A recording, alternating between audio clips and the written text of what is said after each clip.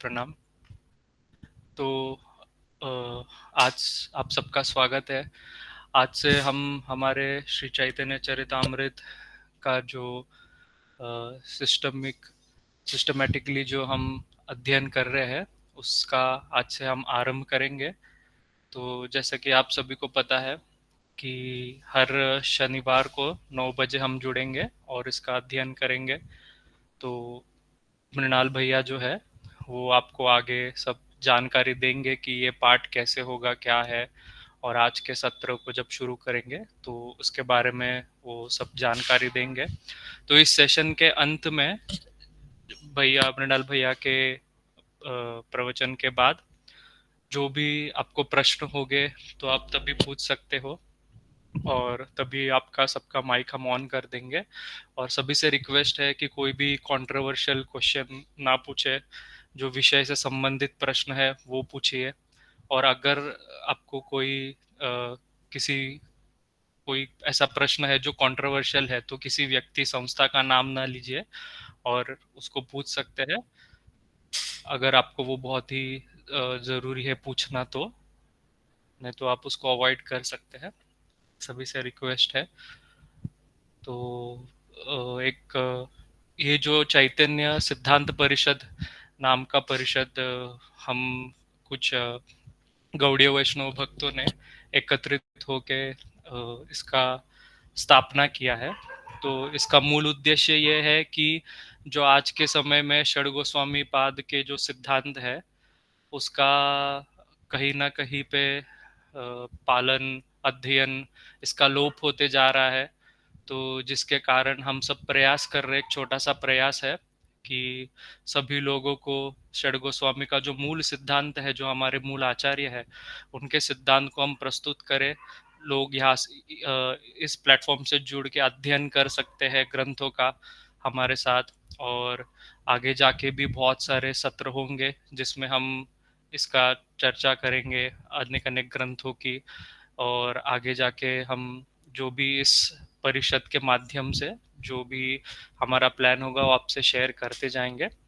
तो अभी हम कुछ ही देर में शुरू करेंगे, तब तक मैं श्री मृणाल शर्मा जी का आप सभी को एक शॉर्ट इंट्रोडक्शन देता हूँ, जो लोग जानते हैं, पर जो लोग नहीं जानते उनके लिए। श्री मृणाल शर्मा जी का जन्म शुक्ल यजुर्वेदीय पुलस्त्य गोत्र ब्रह्म विद्या उपासक श्रोत्रिय ब्रह्मलीन आयुर्वेद आचार्य राजवैद्य पंडित श्री मोहनलाल शर्मा जी के प्रपौत्र के रूप में हुआ है। इनकी बाल्यकाल से ही हरिकथा और अध्यात्म में स्वाभाविक रुचि थी, और वो अपने पूर्वजों की कृपा के रूप में स्वीकार करते हैं। ये मृणाल शर्मा जी गौड़ीय वैष्णव संप्रदाय श्री गोपाल भट्ट गोस्वामी परिवार से दीक्षित है, जो श्री पुंडरीक गोस्वामी जी महाराज के कृपा पात्र शिष्य है। और ये अनंत श्री विभूषित श्री कृष्ण श्री चैतन्य कृष्ण आश्रय तीर्थ स्वामी जी की परंपरा में उनके जो यशस्वी उत्तराधिकारी श्रीमन मध्व गौड़ेश्वर वैष्णवाचार्य श्री पुंडरीक गोस्वामी महाराज जी के दीक्षित शिष्य है। ये विगत 10 वर्ष से गौड़ीय वैष्णव संप्रदाय के अनुयायी है। और ये सिर्फ संप्रदाय के सिद्धांतों का अनुयायी नहीं, बल्कि एकेडमिक लेवल पे दर्शन शास्त्र फिलोसॉफी में मास्टर्स किए हैं। और 4 वर्षों से भारतीय दर्शन व पाश्चात्य दर्शन का अध्ययन कर रहे हैं। और गौड़ीय संप्रदाय में ये शोध कार्य, रिसर्च कर रहे हैं।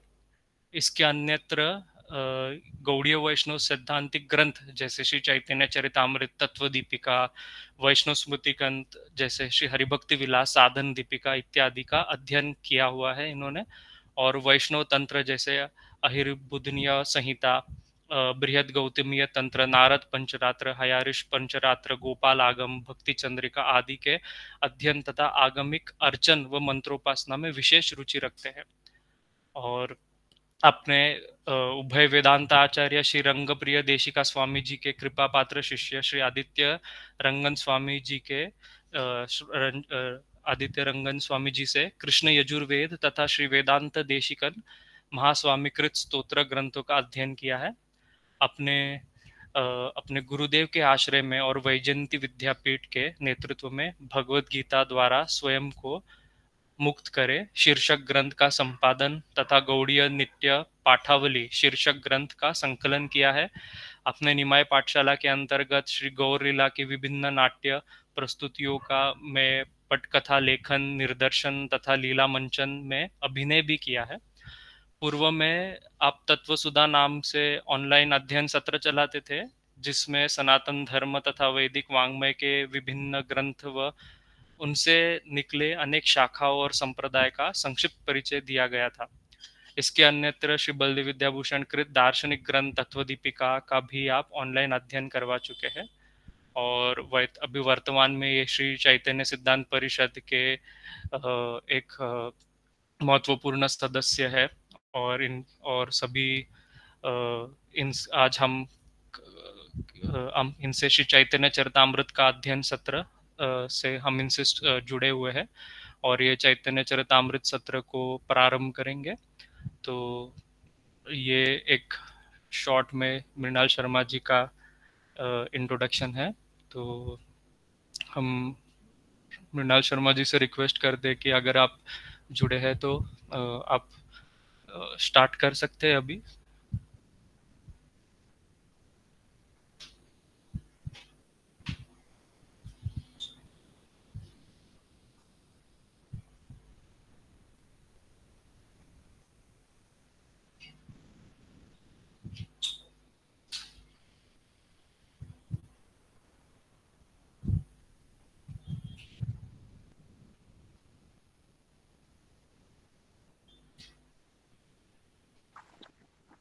जय गौर।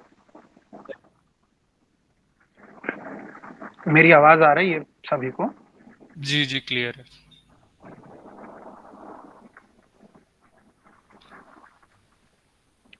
जय गौर। नमो भगवते वासुदेवाय कृष्णाय वासुदेवाय हरये परमात्मने प्रणतक्लेशनाशाय गोविन्दाय नमो नमः। सच्चिदानन्दरूपाय विश्वोत्पत्त्यादिहेतवे तापत्रयविनाशाय श्रीकृष्णाय वयं नमः। राधानाथ समारंभां यतिमाधवेन्द्रार्यमध्यमाम् अस्मदाचार्यपर्यन्तां वन्दे गुरुपरम्परां। वन्देऽहं श्रीगुरोः श्रीयुतपदकमलं श्रीगुरून् वैष्णवांश्च श्रीरूपं साग्रजातं सहगणरघुनाथान्वितं तं सजीवं साद्वैतं सावधूतं परिजनसहितं कृष्णचैतन्यदेवं श्रीराधाकृष्णपादां सहगणललिता श्रीविशाखान्वितांश्च श्रीकृष्णचैतन्यकृपाभिषिक्तं श्रीरूपसख्यामृतपूर्णचित्तं श्रीराधिकाकृष्णसुखाब्धिमग्नं गोपालभट्टं प्रभुमाश्रयामि। अहो भाग्यं गौरमार्गानुवर्तिनं देवो राधारमण यत्र यद्गुरुर्गुणमञ्जरी। अस्मद्गुरुभ्यो नमः। अस्मद्परम गुरुभ्यो नमः। अस्मद्परात्पर गुरुभ्यो नमः। अस्मद्परमेष्ठि गुरुभ्यो नमः। अस्मद्गुरुपरम्परायै नमः। श्रीमच्छड्गोस्वामिने नमः। पंचतत्वात्मकं कृष्णं भक्तरूपस्वरूपकं भक्तावतारं भक्ताख्यं नमामि भक्तशक्तिकम्। अनर्पितचरीं चिरात् करुणयावतीर्णः कलौ समर्पयितुमुन्नतोज्ज्वलरसां स्वभक्तिश्रियम्। हरिः पुरटसुन्दरद्युतिकदम्ब सन्दीपित सदा हृदयकन्दरे स्फुरतु वश्यचीनन्दनः। राधा कृष्णप्रणयविकृतिह्लादिनी शक्तिरस्मात् देकात्मानावपि भुवि पुरा देहभेदं गतौ तौ चैतन्याख्यं प्रकटमधुना तद्वयं चैक्यमाप्तं राधा भावद्युतिसुबलितं नौमि कृष्णस्वरूपम्। श्रीराधायाः प्रणयमहिमा कीदृशो वा नयैव स्वाद्यो येनाद्भुतमधुरिमा कीदृशो वा मदीयः सौख्यं चास्यामदनुभवतः कीदृशं वेत्ति लोभात् तद्भावाढ्यः समजनिशची गर्भसिन्धौ हरिन्दुः कान्तं शान्तमशेषजीवहृदयानन्दस्वरूपं परं सर्वात्मानमनन्तमाद्यमबलं विश्वाश्रयं केवलं भक्त्यानंदरसैक विग्रहवरम भक्तैक भक्ति प्रियम भक्तावेशधरम विभुम किमपि तम गौरम सदोपास्महे। राधे राधे, जय गौर, सभी को प्रणाम। तो आज इस मंगलाचरण के साथ आज के सत्र को प्रारंभ करते हैं। मैं सर्वप्रथम चैतन्य सिद्धांत परिषद और इसके सभी वरिष्ठ वैष्णवों का बहुत बहुत साधुवाद व्यक्त करता हूं कि उन्होंने हमें सत्संग का एक बहुत श्रेष्ठ एक साधन दिया, एक अवसर दिया, जिससे हम परस्पर सत्संग को संपादित कर सकें। सत्संग का महात्म तो हमारे धर्मशास्त्रों में भरा ही पड़ा है। गोस्वामी तुलसीदास जी सत्संग का महात्मा कहते हुए कहते हैं, एक घड़ी आधी में पुनियाध, तुलसी संगति साधु की हरे कोटि अपराध। और चैतन्य चरितामृत जिस ग्रंथ का अब हम अध्ययन करने जा रहे हैं, जिसमें प्रवेश करने जा रहे हैं, उसमें तो विशेष सत्संग का महात्मा बताते हुए कहा है कि साधु संग सर्व शास्त्रे कहे, लव मात्र साधु संग सर्व सिद्धि है। तो यदि किसी भी साधक को अपने जीवन में सिद्धि प्राप्त करनी है तो साधु संघ के अलावा अन्य कोई भी ऐसा श्रेष्ठ साधन नहीं है जिससे उसको सिद्धि प्राप्त हो सके। अब साधु संघ की भी बात है तो आज का जो कराल कलिकाल का समय है, जहां चारों तरफ इतना आडंबर, इतना प्रजल्प फैला हुआ है, तो साधु संघ प्रायः साधकों का हमारे पास मैसेज आता है कि किसका संग करें, किस कहाँ जाएं, किसकी कथा सुने, क्या करें। बहुत अच्छी बात है, जिसकी जिस जिस गुरु चरणों में श्रद्धा हो उसको सुने। लेकिन एक विशेष बात जो हमने अपने गुरुदेव से सुनी है और पूर्वाचार्यों से सुनी है कि साधु संघ का सबसे श्रेष्ठ साधन है अपने पूर्वाचार्यों का संग करें। हमारे पूर्वाचार्य, हमारे षड गोस्वामी गण जिन ग्रंथों का प्रणयन हमारे लिए करके गए हैं, वो इसीलिए करे हैं ताकि हम कराल कलिकाल के जीवों को साधु संग प्राप्त हो। तो ग्रंथ का संग करना ग्रंथकार के ही संग के समान है, ग्रंथकार का संग ही करना है। तो इसीलिए साधु संघ का बड़ा महात्म है। तो मैं पुनः एक बार अपना आभार व्यक्त करता हूँ चैतन्य सिद्धांत परिषद को कि उन्होंने ये अवसर दिया। अब बहुत सारे विषय हैं जिसमें हम धीरे धीरे प्रवेश करेंगे और चैतन्य चरितामृत ग्रंथ के अंदर अवगाहन करेंगे। उसके पूर्व में कुछ संक्षिप्त में मुझसे ऐसा कुछ वैष्णवों ने भी आग्रह किया था कि पूर्व में हम तत्व सुधा नाम से एक सत्र चलाते थे, जिसमें सनातन धर्म, उसका बेसिक और एक उसकी मूलभूत अंडरस्टैंडिंग क्या है, ये वैदिक धर्म क्या है, वैष्णवता क्या है, वैष्णवता कितनी प्राचीन है, क्या वैष्णव धर्म या वैष्णव संप्रदाय कब बने हैं, क्या ये 500 साल पहले बने हैं, 1000 साल पहले बने हैं, क्या बात है। बहुत सारी ऐसी बातें हैं। कई सारे अभ्यासी और वरिष्ठ वैष्णव इस सत्र में जुड़े हैं। वो सब तो जो है, हमसे अगर कुछ त्रुटि होगी या हम कुछ भी ऐसा कहेंगे तो वो बाल चेष्टा समझ के उसको क्षमा करेंगे। और बहुत सारे अनुज और बहुत सारे ऐसे नवीन वैष्णव भी इसमें जुड़े हैं जिनकी जिज्ञासा रहती है इस विषय के ऊपर कि ये सब हमारा इतिहास, ये वैष्णवता क्या है, ये कैसे प्रारंभ हुआ। तो अत्यंत संक्षिप्त रूप से एक बार हम इस वैदिक वांग्मय को समझेंगे और एक पूर्व भूमिका तैयार करेंगे ग्रंथ की कि कहाँ से ये परंपरा चल के आ रही है और हम ये ग्रंथ जो अध्ययन कर रहे हैं क्यों कर रहे हैं, ये ग्रंथ क्यों लिखा गया, इस ग्रंथ के अध्ययन का क्या प्रयोजन है और इस ग्रंथ को पाठ करके हमें क्या मिलेगा, ग्रंथ पाठ करने की क्या विधा होती है, ग्रंथ को अध्ययन करने के कितने प्रकार के पाठक होते हैं। इन सब विषयों को हम समझेंगे और फिर हम ग्रंथ में प्रवेश करेंगे। तो आज के सत्र में मुख्यतः एक ग्रंथ का परिचय, संप्रदाय का संक्षिप्त रूप से परिचय आप लोगों को हम देने का प्रयास करेंगे। तो सर्वप्रथम हम देखते हैं कि हमारा जो धर्म है, जिसे हम सनातन धर्म कहते हैं, है ना, तो ये सनातन धर्म क्यों कहलाता है, इसमें सनातन क्या है। तो ये जो धर्म है ना, धर्म शब्द की परिभाषा की अगर हम बात करें तो धर्म को प्रायः आज की भाषा में अगर हम इंग्लिश में बोले तो रिलीजन बोलते हैं। पर रिलीजन जो है उसकी हिंदी धर्म नहीं होगी, क्योंकि रिलीजन जो है वो उसका अर्थ होगा कोई पंथ या कोई मार्ग या कोई संप्रदाय या जैसे मजहब, उसको हम रिलीजन बोलेंगे। धर्म शब्द का जो मूलभूत अर्थ है वो है कर्तव्य से, ड्यूटी से, जीव का क्या कर्तव्य है जो उसका धर्म है। तो फिर ये जो हमारा धर्म है इसका नाम सनातन धर्म कैसे पड़ा। तो बात आती है, इसका एक और भी नाम हमें प्राप्त होता है आर्ष धर्म। हम आर्ष धर्म बोलते हैं, क्यों, तो आर्ष शब्द बना है ऋषियों से, जो ऋषियों के द्वारा प्रवर्तित धर्म है उसको आर्ष धर्म कहते हैं। तो इसीलिए सनातन धर्म को आर्ष धर्म भी कहा गया। अब सनातन क्यों कहा गया, यही एक परिभाषा है कि अब सनातन का मतलब जो हमेशा से है। कहाँ हमेशा से है, इसका क्या प्रमाण है। अगर कोई हमसे पूछे कि हम कह रहे हैं ये सनातन धर्म है, सनातन का मतलब जो नित्य है, कालातीत है, सदैव विद्यमान है, तो कहाँ विद्यमान था? अगर आज से 2-2.5 हजार साल वर्ष पूर्व की बात करें तब ये कहाँ विद्यमान था धर्म? तो उसका अगर प्रमाण चाहिए तो उसका अर्थ कैसे है कि ये धर्म वैदिक धर्म है। इस धर्म का सर्वप्रथम नाम है वैदिक धर्म। अब वेद के विषय में जो कहा गया वो क्या है कि वेद है टेस्टिमनी, इंग्लिश में जिसको हम टेस्टिमनी बोलते हैं, जिसका एक दूसरा हम अगर हिंदी में बात करें तो कहेंगे शब्द प्रमाण। उसको हम क्या बोलते हैं? दैवीय प्रकट, श्रुति है। वेद जो है वो श्रुति है, श्रुति ग्रंथ। श्रुति अर्थात जो श्रवण विद्या, श्रौत पंथ से प्राप्त हुआ है। श्रौत पंथा मार्ग, श्रौत अर्थात जो श्रुति के मार्ग से, श्रुति पंथ से हमको प्राप्त हुआ है, वो श्रुति है, वो वेद है। तो वेद श्रौत पंथ से प्राप्त हुए हैं।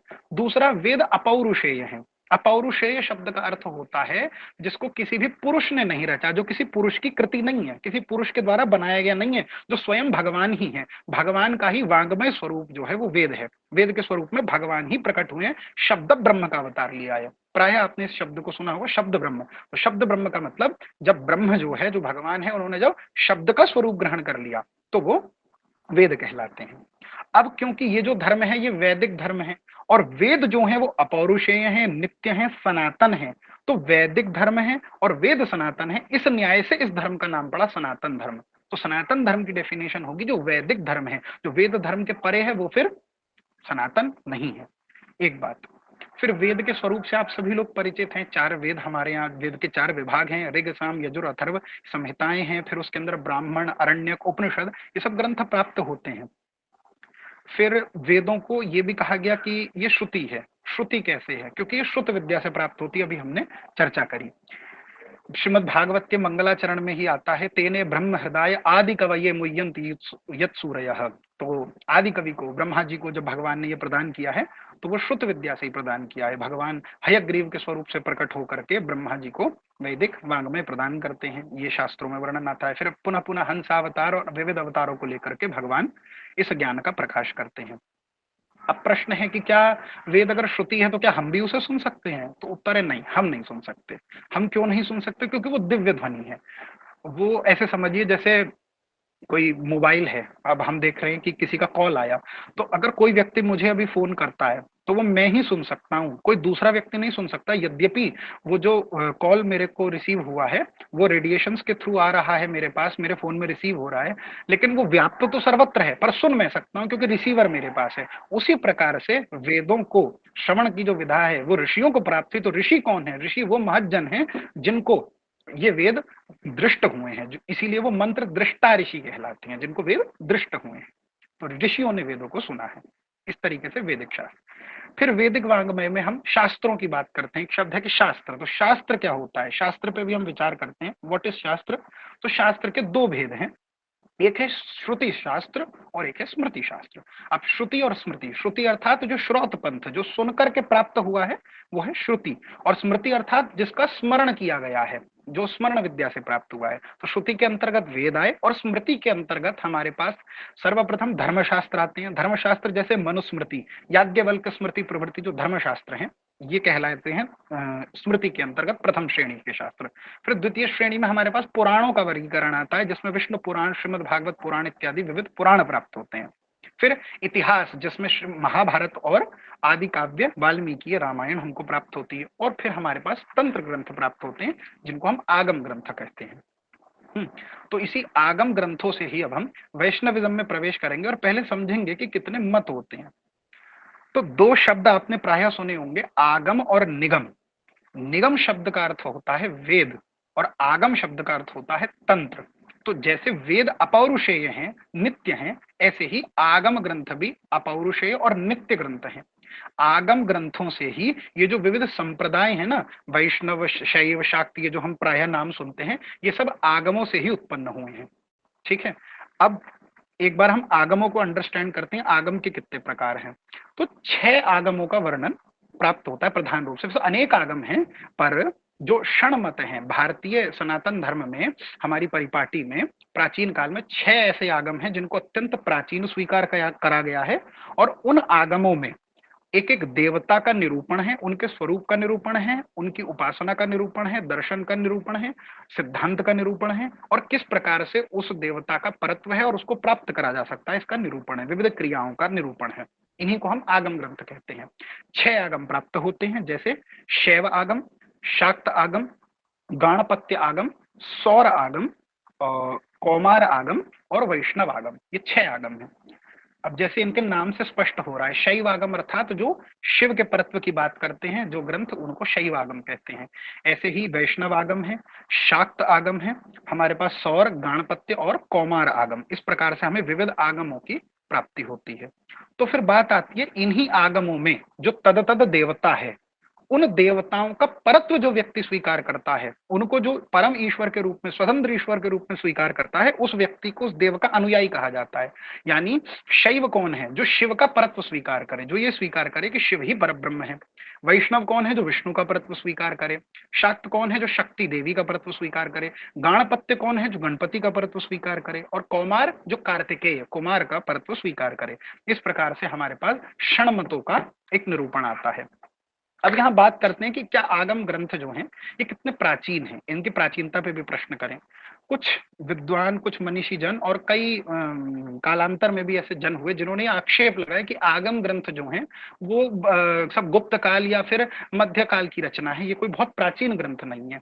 इसका खंडन करने के लिए वैष्णव संप्रदायों में कुछ पूर्वाचार्य हुए, जैसे वेदांत देशिक जी हुए और यामुनाचार्य जी, उन्होंने आगम प्रामाण्य और पांचरात्र रक्षा प्रवृत्ति ग्रंथों में इस बात को स्थापित किया, सप्रमाण महाभारत और विष्णु पुराण आदि ग्रंथों से प्रमाण देकर जिन्होंने इस बात को स्पष्ट किया कि वेदों की ही एकायन शाखा को आगम कहते हैं। ये विशेषता मैं आपको वैष्णव आगमों की बात बता रहा हूँ। वैष्णव आगम जो है वो वेद की ही शाखा है, एकायन नाम की वेद की शाखा है, ऐसा उन्होंने उस तत्व को निरूपित किया। वो इसीलिए वो नित्य है, वेद की तरह ही नित्य है, अपौरुषेय है।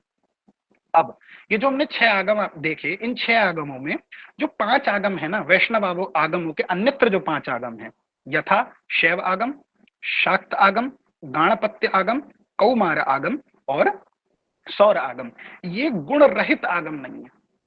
अब गुण रहित का अभिप्राय क्या है? ये निर्गुण आगम नहीं है, अर्थात ये गुण मिश्रित है। गुण क्या होता है? आप जानते हैं, सत्व गुण, रजोगुण, तमोगुण, प्रकृति में 3 गुण हैं। तो ये जो आगम है ना, ये गुण मिश्रित हैं, ये निर्गुण नहीं है, ये शुद्ध सत्व में स्थित नहीं है। इनके अंदर रजोगुण और तमोगुण का भयंकर मिश्रण है इन आगमों में, इसीलिए इनको सत शास्त्र नहीं कहा जाता। ये जो ग्रंथ हैं सत शास्त्र नहीं है, क्योंकि ये वेद के विरुद्ध चले जाते हैं। ये जो अन्य 5 आगम ये वेद के विरुद्ध चले जाते हैं। अब आप पूछेंगे वेद के विरुद्ध कैसे जाते हैं?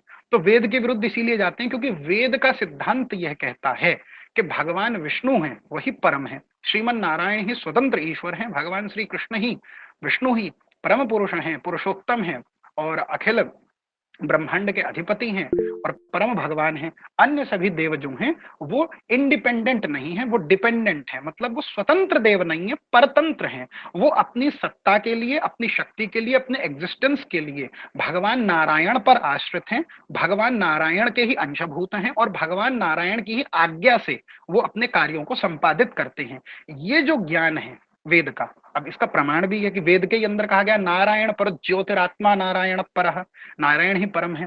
वेद कहता है तद विष्णु परमम पदम सदा पश्यन्ति सूरयः, कि वो विष्णु का जो पद है वही सबसे परम है।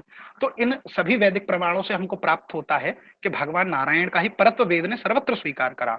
विष्णु धर्मोत्तर पुराण और महाभारत के अंदर भी हमको स्पष्ट रूप से श्लोक प्राप्त होता है जहां पर कहा गया है सत्यम सत्यम पुनः सत्यम उद्धृत्य भुजमुच्यते वेदात शास्त्रम परम नास्ति न दैवम केशवात परम, कि हम बिल्कुल सत्य इस बात को कह रहे हैं कि वेदों के समान कोई दूसरा परम शास्त्र नहीं है और केशव, भगवान श्री केशव श्री हरि के समान कोई दूसरा देव नहीं है, यही परम है। तो क्योंकि ये जो अन्य 5 आगम हैं ये भगवान विष्णु के अस्तित्व को, उनके स्वरूप को तद आगमों में वर्णित देवताओं के कंपैरिजन में न्यून बताते हैं या विष्णु को उनके अधीन बताते हैं, इस कारण से वो शुद्ध सत्व ज्ञान नहीं है, इसीलिए वो मोह शास्त्र कहलाते हैं। वो जो आगम है सब मोह शास्त्र, इसका भी वर्णन हमको विविध पुराणों में प्राप्त होता है कि मोह शास्त्र है। हम देवी भागवत आदि ग्रंथों को देखें, हम पुराण, शिव पुराण आदि, लिंग पुराण आदि ग्रंथों को देखें, तो वहां ऐसा वर्णन है, खुद ऐसा कहा गया है, शिव जी ऐसा कह रही हैं, देवी जी भी ऐसा कह रही हैं कि ये जो शास्त्र हैं मोह शास्त्र हैं, तंत्र शास्त्र। शंकराचार्य जी ने भी अपने भाष्य में कई बार वर्णन किया है कि मोह शास्त्र हैं, ये शुद्ध शास्त्र नहीं है। तो ये किसके लिए? ये वैष्णव आगमों पे लागू नहीं होता, ये अन्य आगमों पे लागू होता है, क्योंकि ये आगम जो है वेद के विरुद्ध चले जाते हैं। इनमें कई बार ऐसी क्रियाएं और चेष्टाएं भी प्राप्त होती हैं जो वैदिक धर्म के सम्मत नहीं है। इस कारण से इनको जो है वो शुद्ध आप निर्गुण शास्त्र नहीं कह सकते, मोह शास्त्र है। दुर्गा सप्तशती के अंदर जो लोग परिचित होंगे, उसमें सप्तश्लोकी दुर्गा में प्रथम ही श्लोक आता है, ज्ञानी नाम अपि चेतांसी देवी भगवती हिसा बलादा कृष्ण मोहाय महामाया प्रयच्छति। जो बड़े बड़े ज्ञानियों के भी चित्त को बलात् खींचकर मोह में डाल देती हैं, ऐसी जो महामाया हैं, जो भगवान श्री हरि की महामाया शक्ति है, दुर्गा जी जो हैं वो भगवान श्री हरि की महामाया नाम की शक्ति है, तो वो महामाया कहलाती हैं। तो उसमें क्या कह रहे हैं कि बड़े बड़े ज्ञानियों के चित्त को मोह में डाल देती हैं। तो किस मोह में डाल देती हैं? ऐसे मोह शास्त्रों का निरूपण कराती हैं ताकि वो भगवान से विमुख हो जाए। ये भगवान की माया शक्ति का कार्य है। लेकिन जो निस्वार्थ भाव से भगवान की या किसी भी देव की, जो शास्त्र सम्मत ये क्षण मत है, ऐसा भी शास्त्रों में प्राप्त होता है कि जो निस्वार्थ भाव से बिना किसी कामना रहित होकर निष्काम भाव से तद इष्ट की उपासना करता है, तो वो इष्ट फिर उनका जो मन है वो भगवान हरि के चरणों में ही पुनः लगा देते हैं, ऐसी बात आती है। तो आगम ग्रंथ जो है वो हमने देखे कि आगम ग्रंथों से क्षण मत आते हैं, और क्षण मतों में फिर हमने वैष्णव मत की क्या श्रेष्ठता है, क्या सार्वभौमता है वैष्णव मत की, वो आती है। तो इस तरीके से वैष्णव सिद्धांत। अच्छा, ये जो वैष्णव धर्म है ना बंधुओं, ये वैष्णव धर्म भी सबसे प्राचीन धर्म है। ये इस भारतवर्ष का ही नहीं, इस पूरे विश्व का, ब्रह्मांड का सबसे प्राचीन धर्म है। कैसे? इसका वर्णन भी हमको महाभारत में मिलता है।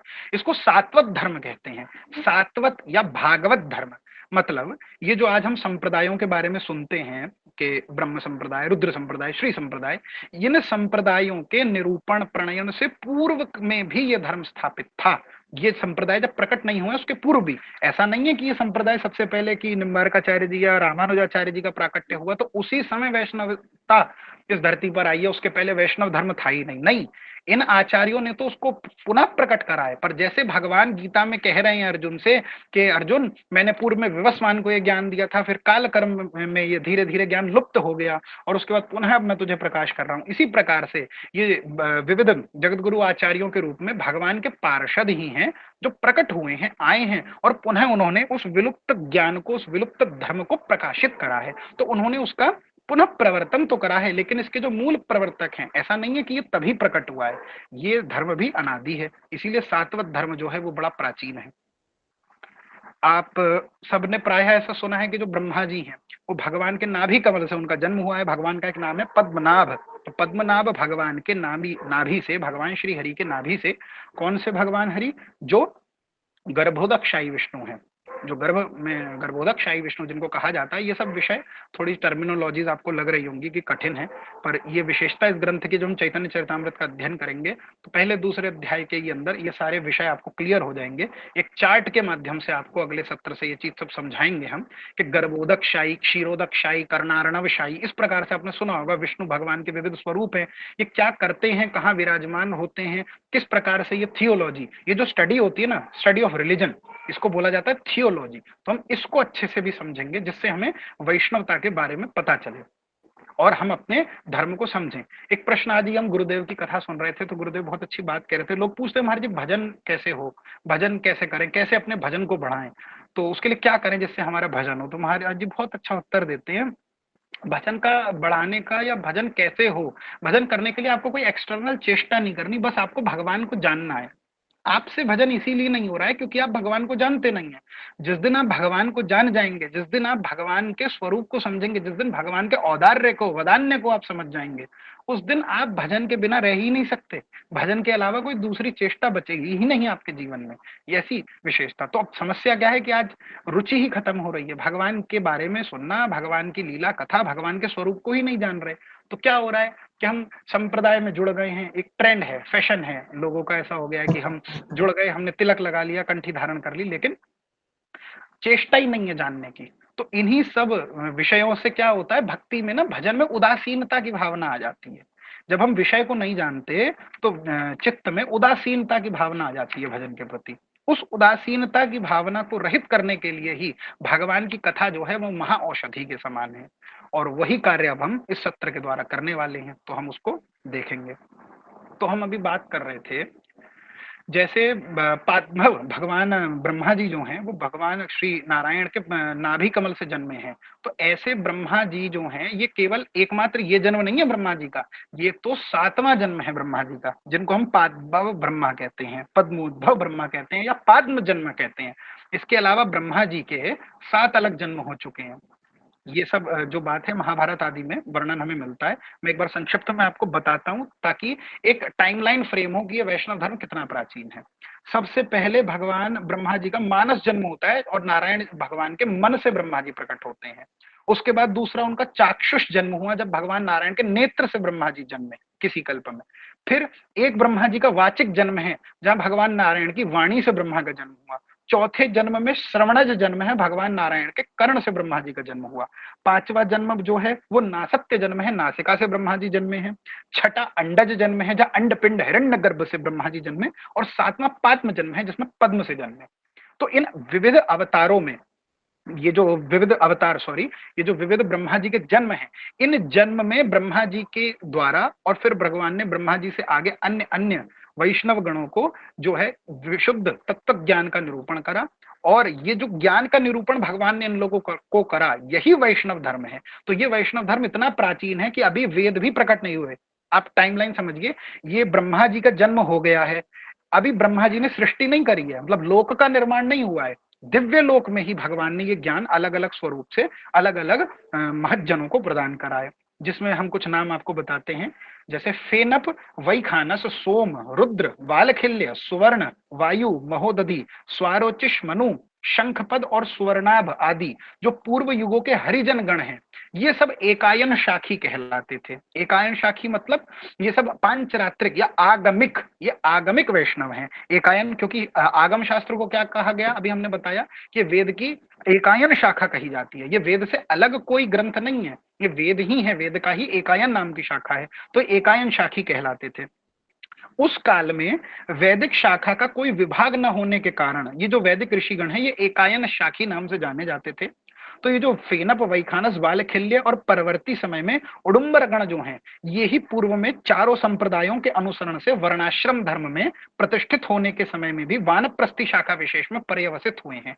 अर्थात कि उस काल में जब ये चारों संप्रदाय, ये 4 से 4 संप्रदाय बने, फेनप, वैखानस, वालखिल्य और उडुम्बर, इनके जो ये वैष्णव गण है, महज्जन है, ये महाभागवत कहलाए। और उस समय अब क्योंकि अभी वैदिक धर्म ही प्रकट नहीं हुआ है, अब हाँ ये बात भी एक मैं क्लियर करूं कि वैदिक धर्म का प्राकट्य नहीं हुआ, ऐसा नहीं है कि वैदिक धर्म एग्जिस्ट नहीं करता। अभी हमने कहा वेद तो अपौरुषेय है, नित्य है, तो यहाँ पर वेद का प्रकट्य प्रकाश नहीं हुआ है वेद का अभी, ये वो काल की बात है, ब्रह्मा का जन्म हुआ है तब भगवान ने ज्ञान दिया। तो इसी में जो भी हमने बताया ना, सातवां पाद्म जन्म है, उसमें नारायण जी से ब्रह्मा, ब्रह्मा जी से दक्ष, दक्ष से आदित्य, फिर विवस्वान, मनु और इक्ष्वाकु आदि ने भागवत धर्म में अवस्थित होकर भगवान से ज्ञान को प्राप्त किया, और फिर आगे परंपरा चली।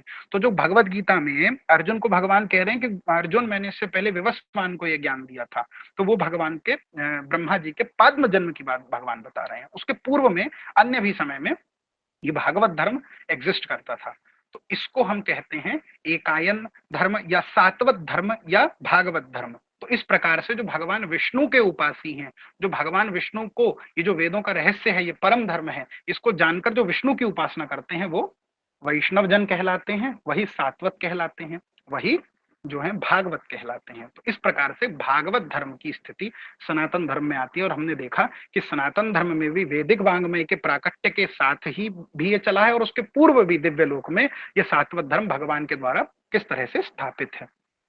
अब हम कलिकाल में देखते हैं कि आगे कैसे 4 संप्रदायों के रूप में यही भागवत धर्म जो सात्वत धर्म है चारों संप्रदाय में हुआ।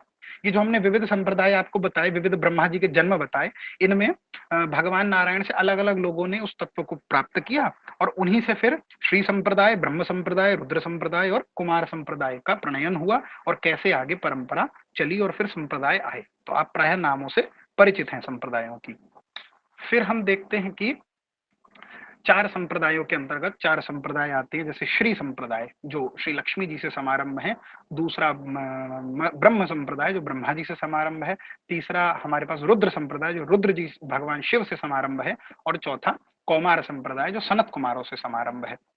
तो इन चार संप्रदायों के विषय में भी हम देखते हैं कि पद्म पुराण का एक श्लोक है, प्राय आप सभी ने सुना होगा। और इन संप्रदायों को परिभाषित करते हुए अब हम अपने विषय में चलेंगे कि गौड़ीय संप्रदाय यहाँ किस प्रकार से आता है। तो पद्म पुराण का एक श्लोक है, बहुप्रसिद्ध, आप सबने सुना है। संप्रदाय विहीना ये मंत्रास्ते विफला मताः अतः कलो भविष्यन्ति चत्वारः संप्रदायिनः श्री ब्रह्म रुद्र सनका वैष्णवः क्षति पावनाः चत्वारस्ते कलो भाव्या तत्कुले पुरुषोत्तमादिति। इस श्लोक से अक्सर आपने देखा होगा कि लोग इसको कोट करके कहते हैं कि चार संप्रदाय प्रमाणिक हैं। फिर इस प्रकार की बातें आती हैं कि अलग अलग और भी परंपराएं हमें प्राप्त होती हैं जो इन चार संप्रदायों से अलग हैं, तो क्या वो प्रमाण नहीं है? और कुछ अल्पज्ञ लोग या जिनका शास्त्र से, जिन्होंने गुरु आश्रय में ढंग से अध्ययन नहीं कराए, वो इस प्रकार के कुतर्क करते हैं कि बस यही चार संप्रदाय और अन्य सब व्यर्थ हैं। ऐसा नहीं है। किसी भी विषय के पूर्व पक्ष को देख करके उसके पूर्व में क्या कहा गया है, फिर उस विषय का निरूपण। ऐसा नहीं होता कि शास्त्र में कोई भी एक लाइन उठा के हमने कोट कर दी और उससे अपना मनमाना अर्थ निकाल दिया। ये शास्त्रों के साथ शोषण है, अत्याचार है। ढंग से शास्त्र का अवलोकन, किसी गुरु आश्रय में एक परंपरा प्राप्त। इसीलिए तो आप देखिए, जो हमने अभी बताया कि वैदिक वांग्मय की भी परंपरा है, जैसे ये जो सात्वत धर्म है, ये भी परंपरा से प्राप्त हुआ है। ब्रह्मा जी को दिया, विवस्वान को दिया। फिर हम देख रहे हैं कलयुग में, इसीलिए ये जो श्लोक निरूपण कर रहा है कि परंपरा से प्राप्त ज्ञान ही संसिद्ध है। वेद में भी ऐसा ही होता है। जो वेद मंत्र हैं हम देखते हैं, ऐसा नहीं है कि वेद से कोई भी मंत्र उठा लिया और उसको जप करना शुरू कर दिया तो सिद्धि प्राप्त होगी। संप्रदाय, एक परंपरा बहुत आवश्यक है, क्योंकि जब व्यक्ति परंपरा में नहीं है, किसी डिसिप्लिनिक सक्सेशन में नहीं है, तो फिर वो उस तत्व को प्राप्त नहीं कर सकता। वो अनाधिकार चेष्टा कहलाती है। तो ये श्लोक कोट करके अब मैं एक भ्रांति भी दूर करना चाहता हूं। लोग कहते हैं कि इसके अलावा कोई संप्रदाय नहीं हो सकता। इस श्लोक को देखिए कह क्या रहा है।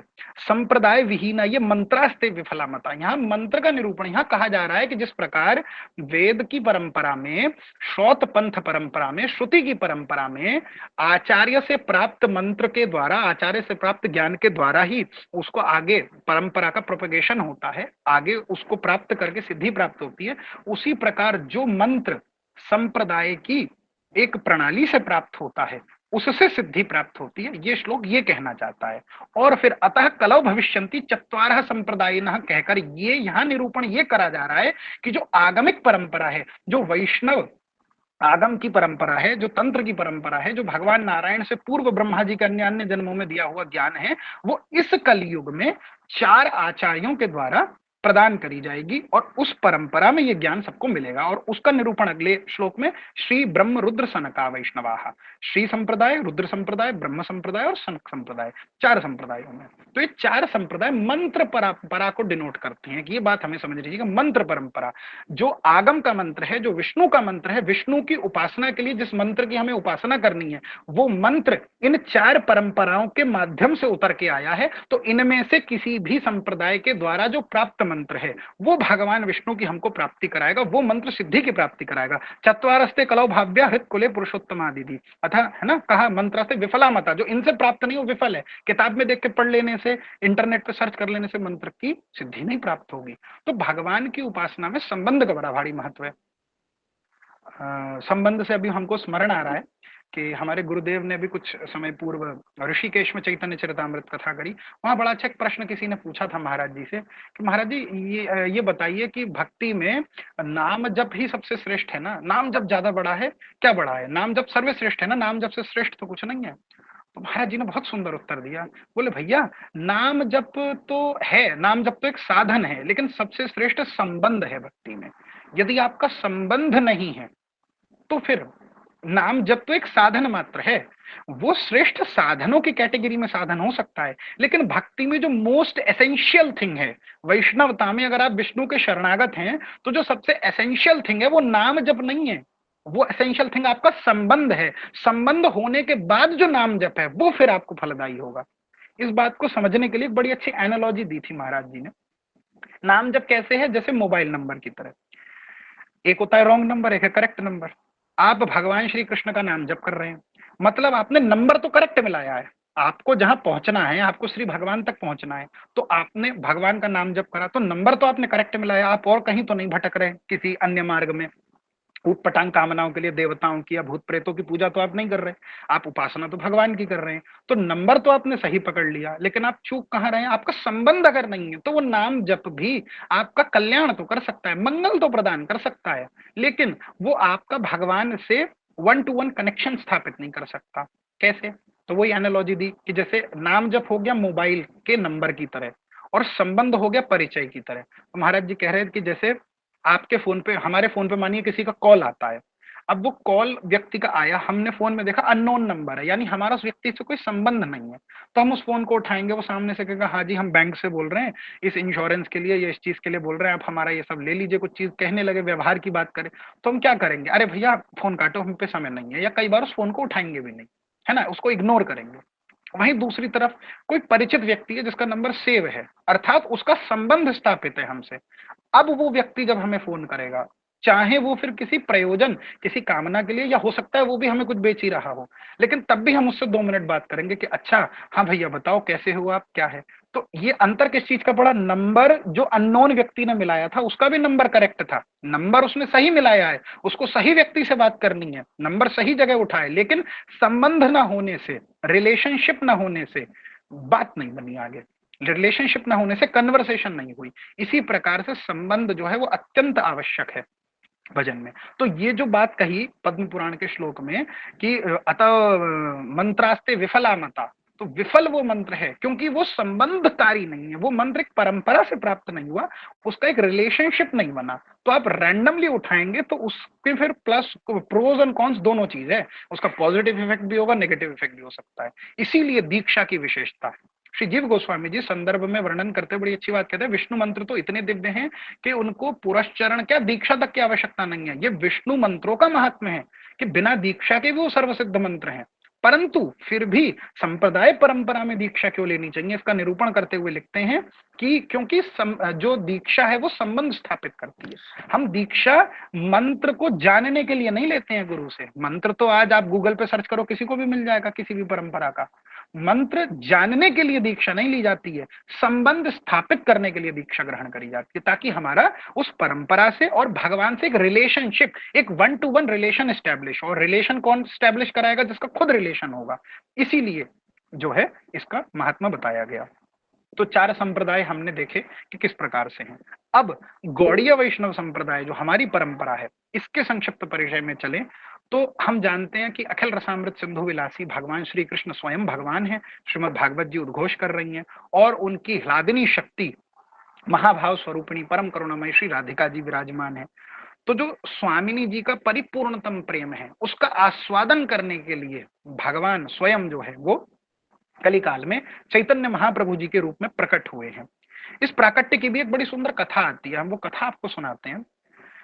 एक बार व्रज लीला में आप गिरिराज जी जाएंगे तो गिरिराज जी में प्रेम सरोवर पड़ता है, तो प्रेम सरोवर के पास में भगवान श्री कृष्ण लीला कर रहे हैं, और एक कदम्ब वृक्ष के नीचे भगवान कृष्ण विराजमान हैं, उनके वाम अंग में सर्वेश्वरी श्री राधिका जी विराजमान हैं, और साथ में सखा और सखी खड़े हैं भगवान की सेवा में। तो प्रेम सरोवर पर क्या हुआ, भगवान के चरणों में अत्यंत सुंदर जो है वो पुष्प के अलंकार बने हैं, पुष्प के नूपुर, और ठाकुर जी ने बड़े सुंदर पुष्प के नूपुरों से श्री किशोरी राधिका जी के चरणों में नूपुर नूपुर बांधी है, पुष्प की, नूपुर अर्थात पायल, तो फूलों के बने छोटे छोटे गजरे पायल से किशोरी जी के चरणों में बांधे। तो वो जो पुष्प के नूपुर भगवान ने बांधे, उन नूपुरों की इतनी मधुर सुगंध को सुनकर क्या हुआ कि एक भंवरा, भंवरा समझते ना, भंवरा जो होता है वो आया और वो उन पुष्प के ऊपर मंडराने लगा, और भिन भिन भिन भिन भिन भिन करके श्री किशोरी जी के चरणों में उस सुगंध का आस्वादन करने लगा। अब उस भंवरे की भिन भिन को देख करके, और वो काले रंग का भंवरा था, किशोरी जी थोड़ी सी विस्मित हो गई, वो थोड़ी भयभीत हो गई, अरे अरे ये कहीं काट ना ले मुझे। तो ऐसा करके जब किशोरी जी डरी, और जब किशोरी जी को ऐसा देखा, तो स्वयं भगवान श्री कृष्ण ने क्या किया, मधुमंगल, अपने प्रिय नर्म सखा मधुमंगल से कहा कि अरे मधुमंगल, जल्दी से इशारा करा नेत्रों से कि इसको भगा दे, इस भंवरे को भगा। तो मधुमंगल जी ने क्या करा, वो अपना जो गमछा रखते हैं ना, कंधे पे गमछा रखते हैं, उत्तरीय जिसको बोलते हैं, तो उत्तरीय लेके जो उन्होंने हो करके जोर से श्री जी के चरणों में उस कपड़े को हिलाया, और वो भंवरा उड़ा दिया।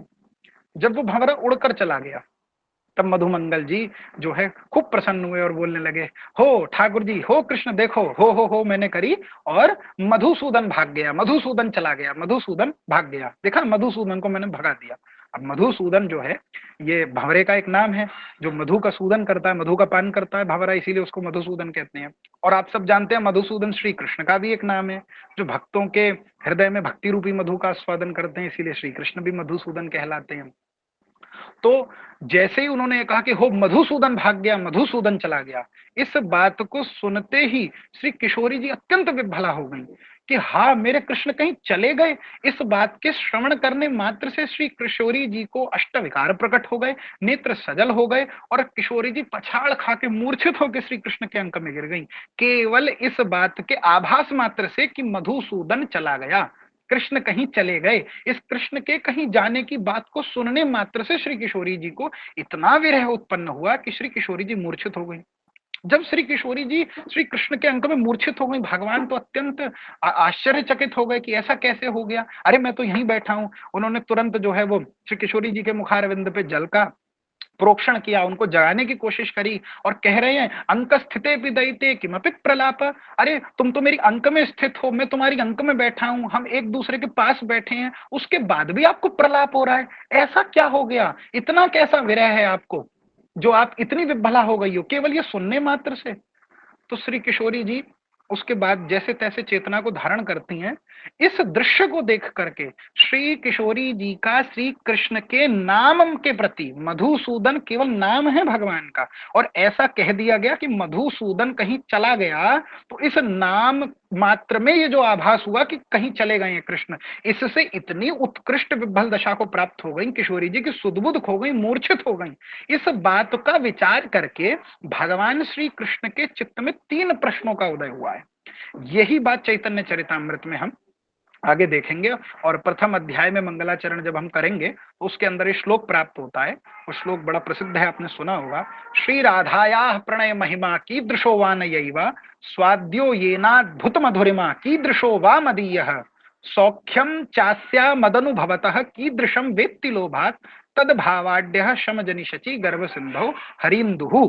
तो ये श्लोक प्राप्त होता है कि 3 इच्छाएं श्री कृष्ण के चित्त में उठी हैं। वो 3 इच्छाएं क्या हैं कि श्री, सबसे पहला प्रश्न आया भगवान के चित्त में, ये श्री राधा जी के प्रेम की कैसी महिमा है, क्या महिमा है। श्री राधाया प्रणय महिमा कीदृशो वा नयैव, श्री राधा जी के प्रणय की, श्री राधा जी के प्रेम की क्या महिमा है, कितनी विशेष महिमा है राधा जी के प्रेम की, कि मेरे स्मरण, मेरे प्रति वो जो प्रेम करती है, मेरे नाम का स्मरण करने मात्र से कि कृष्ण चला गया वो मूर्छित हो गई, ये कितना महान प्रेम होगा। पहला प्रश्न भगवान के हृदय में आया। दूसरा प्रश्न आया कि स्वाद्यो येनाद्भुत मधुरिमा कीदृशो वा मदीयः, ऐसी कौन सी मधुरिमा है मेरी जिसका वो सतत आस्वादन कराती हैं, मुझ में ऐसी क्या मधुरिमा है जिसका आस्वादन करके वो महाभाव में अवस्थित हो जाती हैं। ये दूसरा प्रश्न भगवान श्री कृष्ण के चित्त में आता है। और फिर तीसरा प्रश्न आता है सौख्यम चास्या मदनुभवतः कीदृशम वेत्ति लोभात्, तो मेरी ये जो मधुरिमा है इसका आस्वादन करके श्री राधा जी के हृदय में किस आनंद की प्राप्ति होती है, क्या परमानंद, कौन सा रस उनको मिलता है। इन 3 प्रश्नों को जब भगवान श्री कृष्ण के हृदय में आए तो इन्हीं 3 प्रश्नों को भगवान श्री किशोरी जी से निवेदित करके प्रार्थना करते हैं कि हे स्वामिनी कृपा करो, आप तो महावदान्य हो, अत्यंत कारुण्य से भरी हुई हो, सब पर करुणा कृपा करने वाली हो, तो मैं आपसे ये भिक्षा मांगता हूं, मुझ पर कृपा करो कि मुझे इसका आस्वादन कराओ, मेरी इन 3 इच्छाओं की पूर्ति करो कि आपके प्रेम की महिमा क्या है, मेरे में ऐसी कौन सी मधुरिमा है जिसका आप आस्वादन करती हो, और उस मधुरिमा का आस्वादन करके आपको क्या रस की प्राप्ति होती है, ये आप मुझे बताओ।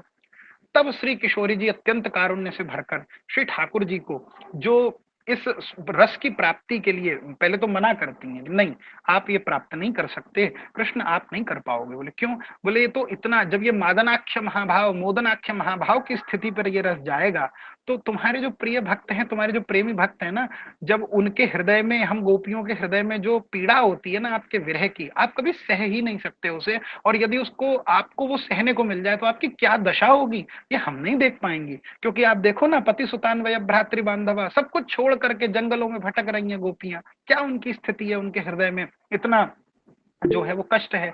तो बोली ये होश ही नहीं रहता कि कहाँ भटक रही हैं, कहाँ जा रही हैं, क्या व्यक्तस्त वस्त्राभरणा, रास पंचाध्यायी में कहा, ये भी होश नहीं है क्या वस्त्र पहने हैं, कहाँ चले हैं, और सर्वत्र भटक रहे हैं। तो तुम्हारे भक्त जब तुम्हारे प्रेम में मतवाले होके भटकते हैं ना, जब उनको उसकी प्राप्ति होती है, तो ये अगर तुमने उस रस को चख लिया तो तुम सोचो तुम्हारी क्या स्थिति होगी।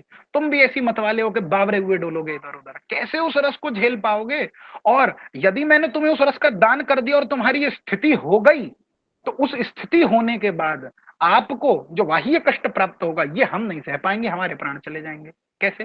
गोपी गीत में कह रही है ना कि जब श्री कृष्ण गौचारण करने निकलते हैं तब गोपियां व्रज की घास को दबा दबा कर सुकोमल कर देती हैं कि नंगे पैर गौचारण करने आते भगवान श्री कृष्ण के चरणों में ये घास चुग कर उनको कष्ट ना दे दे। क्योंकि अगर ये घास भगवान श्री शिल तृणांकुरई सीदिति नः, श्री भगवान के चरणों में अगर ये घास चुभेगी तो हमारा हृदय जो है वो बिंद जाएगा। ऐसा श्री राधा रानी और गोपियों के भाव है।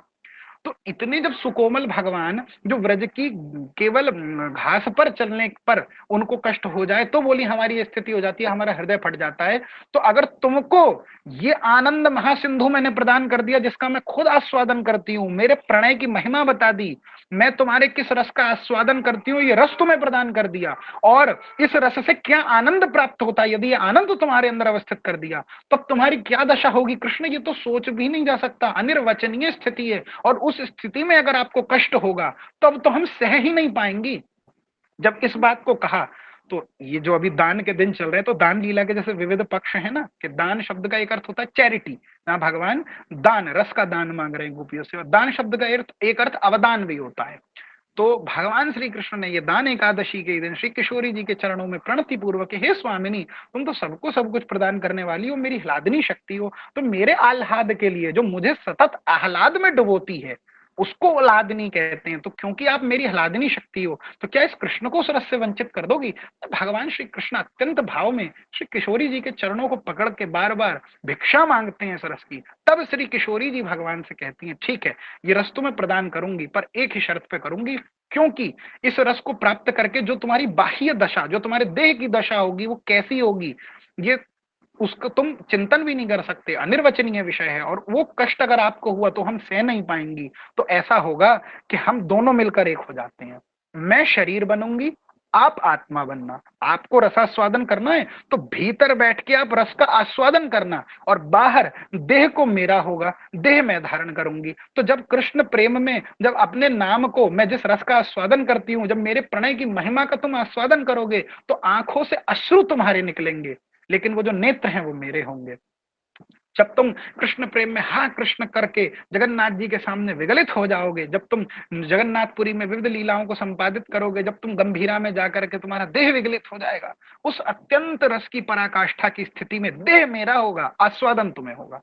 ये किशोरी जी ने जो अवदान श्री ठाकुर जी को किया है, ये अवदान के ही कारण तो तद भावाढ़ समजनी शची गर्भ सिंधु हरिंदु, इसी भाव की संसिद्धि के लिए शची माता के गर्भ से जिस इंदु यानी जिस चंद्रमा का उदय हुआ वो भगवान श्री कृष्ण चैतन्य महाप्रभु, वो श्री गौरांग महाप्रभु है। ये राधा जी के इस प्रेम का स्वादन करने के लिए भगवान प्रकट हुए। तो ये चैतन्य महाप्रभु के प्राकट्य का आंतरिक कारण है, जो कि हम आगे ग्रंथ में भी देखेंगे। तो इस तरीके से चैतन्य महाप्रभु। अच्छा, जब भगवान प्रकट होते हैं, भगवान के साथ उनके पार्षद भी प्रकट होते हैं। तो हम अपने संप्रदाय की इसकी भूमिका देख रहे हैं कि गौड़ीय संप्रदाय की क्या भूमिका है। जब भगवान प्रकट होते हैं तो उनके साथ उनके सभी पार्षद प्रकट होते हैं। बांग्ला की एक प्यार है, श्री कृष्ण चैतन्य प्रभु जीवे दया करी सपार्षद सुय धाम सहे अवतारी। भगवान श्री कृष्ण चैतन्य ने जीवों पर दया करके अपने पार्षदों और अपने नित्य धाम के साथ अवतार लेकर के जीवों पर दया करी, उन पर अनुग्रह कराए। तो अपने भगवान अन्य अवतारों में हम देखते हैं, नृसिंह में, कच्छप अवतार आदि में भगवान ने अवतार लिया, बाकी की उनकी शक्तियां उनके अंग में ही अवस्थित रहती हैं। नृसिंहावतार में लक्ष्मी जी पृथक प्रकट नहीं हुई, वक्षस्थल पे श्रीवत्स चिन्ह के रूप में विराजमान है। वराहावतार में भी ऐसे ही है। वामन अवतार में जब वामन भगवान आते हैं, लक्ष्मी जी उनके श्री हस्त में कमल पुष्प के रूप में विराजमान है। रघुनाथ जी के स्वरूप में प्रथम बार किशोरी जी लादिनी शक्ति भगवान के प्रत्यक्ष रूप से श्री जानकी जी के रूप में प्रकट होती हैं। तब तब भगवान का धाम भी प्रकट होता है। इसीलिए जो राम अवतार, राम स्वरूप भगवान का, श्री कृष्ण लीला, राम लीला, गौर लीला का यही वैशिष्ट्य है कि जो तीन लीलाएं हैं ये चरम रस की स्थिति है, ये चरमोत्कर्ष स्थिति है। भगवान ने अपने लगभग सभी रस को प्रकाशित कराया, बस राम लीला में कुछ का गोपन किया, उसका प्रकाश कृष्ण लीला में सबका प्रकाश कर दिया, इसीलिए स्वयं भगवान ने, और उसकी पराकाष्ठा को गौर लीला में संपादित करा। तो इस प्रकार से भगवान जब भी अवतार लेते हैं उनके साथ उनके पार्षद भी प्रकट होते हैं, तो और उनका धाम भी प्रकट होता है। तो भगवान श्री कृष्ण चैतन्य महाप्रभु क्योंकि स्वयं भगवान है, तो उनके साथ उनका नित्य नवद्वीप धाम भी धरती पर प्रकट हुआ, और भगवान के धाम के साथ भगवान के पार्षद भी प्रकट होते हैं।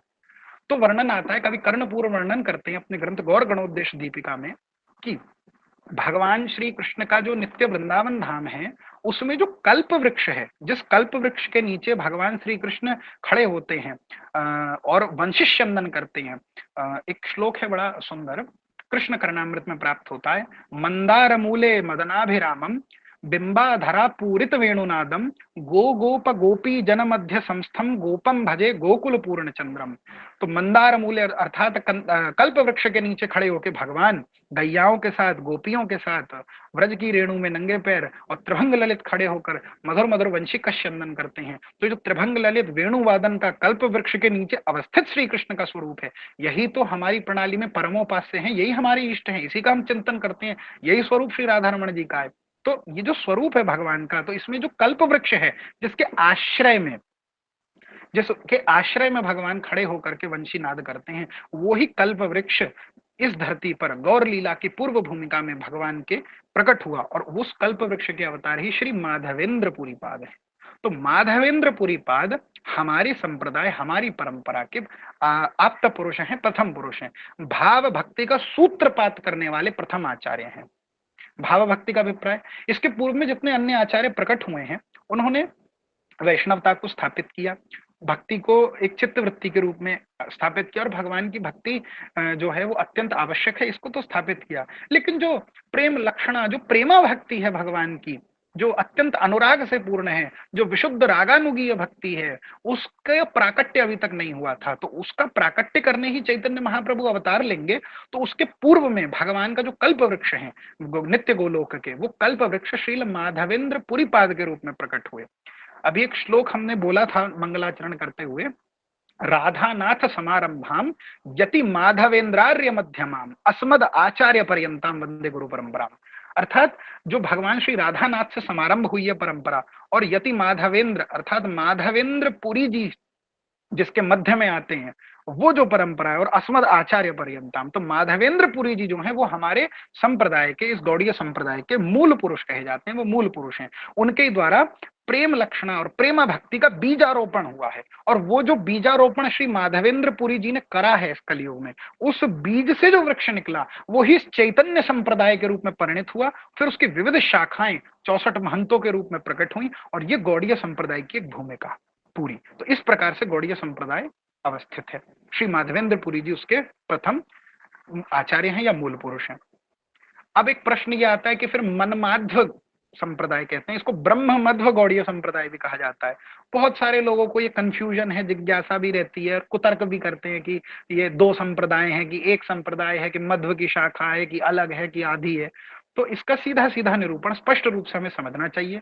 कई लोग अभी पूर्व में, हमने 1-2 वर्ष पूर्व देखा था, कुछ सोशल मीडिया पे कुछ कुतर्की जनों ने इस प्रकार के आक्षेप भी लगाए थे संप्रदाय पर कि कहाँ से शुरू है, क्या परंपरा है, या अपने मन से बना लिया। तो इस बात को क्लैरिटी के साथ हम रखना चाहते हैं कि मन माध्व क्यों लगाया जाता है। तो अभी हमने आपको बताया था वो चत्वार संप्रदाय न श्लोक, जिस श्लोक का प्रयोग करके कुछ कुतर्की जन ऐसा प्रश्न, ऐसा आक्षेप लगाते हैं गौड़ीय संप्रदाय पे कि 4 संप्रदाय प्रमाणिक हैं, तो आप कह रहे हो आप इन चारों में से नहीं हो, अलग हो, तो अप्रामाणिक हो। उनको उसी श्लोक को पढ़ना चाहिए, उनके खुद की बात का खंडन उसी श्लोक में है। हमने अभी क्या देखा, वो श्लोक कह रहा है कि 4 संप्रदायों से मंत्र प्राप्त होगा। मंत्र की जो परंपरा है वो 4 प्रामाणिक संप्रदायों से आएगी, उसके अन्यत्र मंत्र विफल है।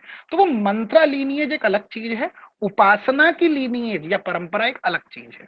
उपासना के लिए तो सातवत संप्रदाय, ये 4 भी जो हुए, इसके अलावा हमने देखा 7 जन्म हुए ब्रह्मा जी के। उन 7 जन्मों में अनेक लोगों को भगवान ने अपनी उपासना प्रदान करी। तो वो जो एंशियंट सातवत संप्रदाय या भागवत संप्रदाय है, वो भागवत संप्रदाय के ही मूड और उसकी उपासना, उस भागवत संप्रदाय का जो मूल ग्रंथ है उसको सातवत संहिता कहते थे। वो सातवत संहिता और कुछ नहीं, श्रीमद् भागवत महापुराण ही है। तो श्रीमद् भागवत जी को ही तो श्री चैतन्य महाप्रभु ने मूल में स्थापित करा। हमारे संप्रदाय का जो प्रधान ग्रंथ है, एकमात्र प्रमाण ग्रंथ है, वो श्री मद भागवत जी हैं। तो श्रीमद् भागवत को, इस सातवत संहिता को स्थापित करके श्री चैतन्य महाप्रभु जी ने उस सातवत संप्रदाय को पुनः जो है उसका प्रवर्तन किया है इस काल में। तो ये संप्रदाय महाप्रभु के द्वारा कोई 500 वर्ष पूर्व शुरू नहीं हुआ, ये सातवत परंपरा हमारी उपासना परंपरा है। फिर उस उपासना परंपरा में महाप्रभु ने विशिष्ट क्या किया, महाभाव दिया। कौन सा भाव दिया? अनर्पित चरीम चिरात करुणयावतीर्ण कलऊ, मतलब अनर्पित चरी भक्ति वो श्री कृष्ण चैतन्य महाप्रभु ने प्रदान करी। जो रागानुगा भक्ति, उसमें जो माधुर्य भाव, उसमें माधुर्य के जो 3 भाव हैं, जिसमें सख्य भाव, वात्सल्य भाव और श्रृंगार। फिर श्रृंगार में भी सर्वोत्कृष्ट जो भाव है वो जो श्री स्वयं ब्रज गोपियां आस्वादन करती हैं, जिस कारण उनको प्रेम की ध्वजा कहा जाता है। इस उपासना की प्रणाली को स्थापित महाप्रभु जी ने करा है। ये महाप्रभु जी का अवदान है। सातवत संप्रदाय हमारा, जो हम श्रीमद भागवत जी की उपासना करते हैं, जो विष्णु के परत्व को मानते हैं, जो हमारी थियोलॉजी है, ये कर्णार्णवशाही, क्षीरोदकशाही, गर्भोदकशाही विष्णु, भगवान श्री कृष्ण अखिल रसामृत सिंधु विलासी हैं, भगवान कृष्ण की विलास मूर्ति श्री नारायण भगवान है, और ये सब जो ज्ञान है ये सातवत परंपरा का ज्ञान है। ये सब हम श्रीमद भागवत जी से डिराइव करते हैं। ये एक, और जो मंत्र का रिलेशन है वो मध्व ब्रह्म मध्व संप्रदाय से, मध्वाचार्य की परंपरा से हमारा मंत्र का रिलेशन है। इस रिलेशन के कारण हमारे आचार्य श्रीमन्माध्व का अभिधान अर्थात इस टाइटल का यूज करते हैं कि हम श्रीमन्माध्व गौड़ीय वैष्णव हैं। अर्थात गौड़ीय वैष्णव हमारे संप्रदाय का नाम है। मनमाध्व शब्द डिनोट करता है कि हमारी मंत्र परंपरा जो है वो मध्वाचार्य जी की परंपरा से आ रही है। तो ब्रह्मा जी जो हैं उनसे जो समारंभ मध्वाचार्य जी की परंपरा है, उस परंपरा से हमारे संप्रदाय के जो मूल पुरुष अभी हमने जाने श्री माधवेंद्र पुरी जी, जो कल्प वृक्ष के अवतार हैं, उनको गोपाल मंत्र की प्राप्ति हुई है। कृष्ण मंत्र का संबंध उनसे प्राप्त हुआ है, उनकी परंपरा से। और इस मंत्र संबंध को स्थापित और संबोधित करते हुए ही हम मनमाध्व शब्द का प्रयोग करते हैं। इसके अलावा जो गौड़ीय संप्रदाय है उसकी अपनी स्वतंत्र उपासना है, स्वतंत्र प्रणाली, स्वतंत्र सिद्धांत और दर्शन है। तो आई थिंक इस एक विषय को हमने आज इसीलिए रखा कि ये क्लैरिटी हो जाए। अक्सर ये प्रश्न रहते हैं कि यहां से हैं कि वहां से हैं, तो इसको समझना चाहिए। कुतर्कों में आकर के बिना विषय को पढ़े किसी की भी बात सुन के कि अरे मध्व तो द्वैत मानते हैं, तो द्वैतवादी हैं, हम अचिंत्य भेदाभेदवादी हैं, तो ये अचिंत्य भेदाभेद तो बलदेव विद्याभूषण जी ने अपने मन से बना दिया। इन सब बातों का भी खंडन पूर्व में हम कर चुके हैं, हमने इस बात को स्पष्ट किया है। अचिंत्य भेदाभेद भी किसी की कृति नहीं है, श्रीमद भागवत जी का ही सिद्धांत है, क्योंकि चैतन्य महाप्रभु जी श्रीमद भागवत जी को ही अकृत्रिम भाष्य मानते हैं ब्रह्म सूत्र का। भागवत जी तो शुरू ही ब्रह्म सूत्र से होती हैं। जन्माद्यस्य, ये ब्रह्म सूत्र ही तो है। इस ब्रह्म सूत्र का ही तो निरूपण प्रथम श्लोक में ही कह दिया, सत्यम परम धीमहि, वो परम सत्य को हम ध्यान करते हैं। तो ये भागवत जी खुद ही अपने आप को कह रही हैं कि सर्व वेदांत सारम ही, एकादश स्कंद में आता है, सर्व वेदांत सारम ही श्रीमद भागवत मिष्यते, समस्त वेदांत का सार जो है वो श्रीमद भागवत जी है। तो महाप्रभु जी ने अन्य किसी मत को स्वीकार न करके जो सीधे सीधे सात्वत परंपरा से श्रीमद भागवत प्राप्त हो रही थी, उसी के उत्कर्ष को रखा। इसीलिए उसके अनुसार हमारी प्रणाली आगे हुई। तो हमें यह समझना है कि हमने कहा माधवेंद्र पुरी जी हमारे संप्रदाय के मूल पुरुष हैं, वो प्रथम आचार्य हैं जिनसे भाव भक्ति का सूत्रपात हुआ। चैतन्य महाप्रभु जी हमारे संप्रदाय के आचार्य नहीं है, इष्ट हैं, वो स्वयं भगवान हैं, हम उनकी उपासना करते हैं। यद्यपि गुरु परंपरा में वो अवस्थित अवश्य हैं, लेकिन वो आचार्य मात्र नहीं है, वो परमोपास्य हैं। जैसे श्री संप्रदाय की परंपरा में आचार्य के रूप में लक्ष्मी जी विराजमान तो हैं, पर वो परमोपास्या भी तो हैं, वो केवल एक गुरु मात्र थोड़ी है, वो साक्षात भगवती हैं। इसी स्वरूप से और हमारे संप्रदाय के जो आचार्य हैं वो षड गोस्वामी गण हैं। षड गोस्वामी हमारे यहाँ के आचार्य हैं, उन्होंने ये सारे सिद्धांत का निरूपण किया महाप्रभु जी की आज्ञा से ही। महाप्रभु जी ने उनको तत्व का प्रकाश करा, उन्होंने अपने ग्रंथों में उस सिद्धांत का निरूपण किया, इसीलिए उनका अपूर्व स्थान है। जो षड गोस्वामी हैं वो अपने साधक रूप से तो हमारे लिए प्रेरणा स्रोत हैं ही। पीछे आप जो चित्र में ये दर्शन कर रहे हैं षड गोस्वामियों के दर्शन है। तो षड गोस्वामी अपने जो साधक स्वरूप है, उनकी जो साधक अवस्था है, वो हमारे लिए आदर्श है, प्रेरणा है कि कैसे भजन करना चाहिए, वो उन्होंने करके दिखाया। और सिद्धावस्था में जो उनका मंजरी स्वरूप है वो हमारा आश्रय है, वो हमारा परलोक के अंदर नित्य लीला में वही हमारा आश्रय है, उनके ही हम अनुगत्य हैं। तो जो षड गोस्वामी हैं उनकी जो कृतियां हैं वो ही इस संप्रदाय की श्रुति के समान है, मतलब हमारे लिए वो वेद है, वो श्रुति है, वो परम प्रमाण है, परम वाक्य है, षड गोस्वामियों का जो सिद्धांत है। और श्रीमद् भागवत हमारा परम प्रमाण है। इस पूरी बात को समझने के लिए कि गौड़ीय संप्रदाय क्या है, इसको इन शॉर्ट समझने के लिए एक श्लोक है जो श्रीनाथ चक्रवर्ती जी ने लिखा है, मैं उस श्लोक को यहाँ उद्धृत करना चाहूंगा। उस एक श्लोक से समझा जा सकता है, और मैं तो कहता हूँ लगभग सभी गौड़ियों को वो एक श्लोक जरूर याद होना चाहिए कि कोई पूछे तुम कौन से मार्ग से हो, आपका क्या संप्रदाय है, आपका क्या सिद्धांत है, तो एक ही श्लोक में संपूर्ण संप्रदाय का परिचय है। वो क्या है? आराध्यो भगवान व्रजेश तनयस्तद्धाम वृंदावनम। अर्थात हमारे आराध्य कौन है? भगवान ब्रजेश तनय, ब्रजेंद्र नंदन श्री कृष्ण हमारे आराध्य हैं। और तद्धाम वृंदावनम, उनका जो धाम है वो वृंदावन है, मतलब ब्रजेंद्र नंदन श्री कृष्ण हमारे आराध्य हैं।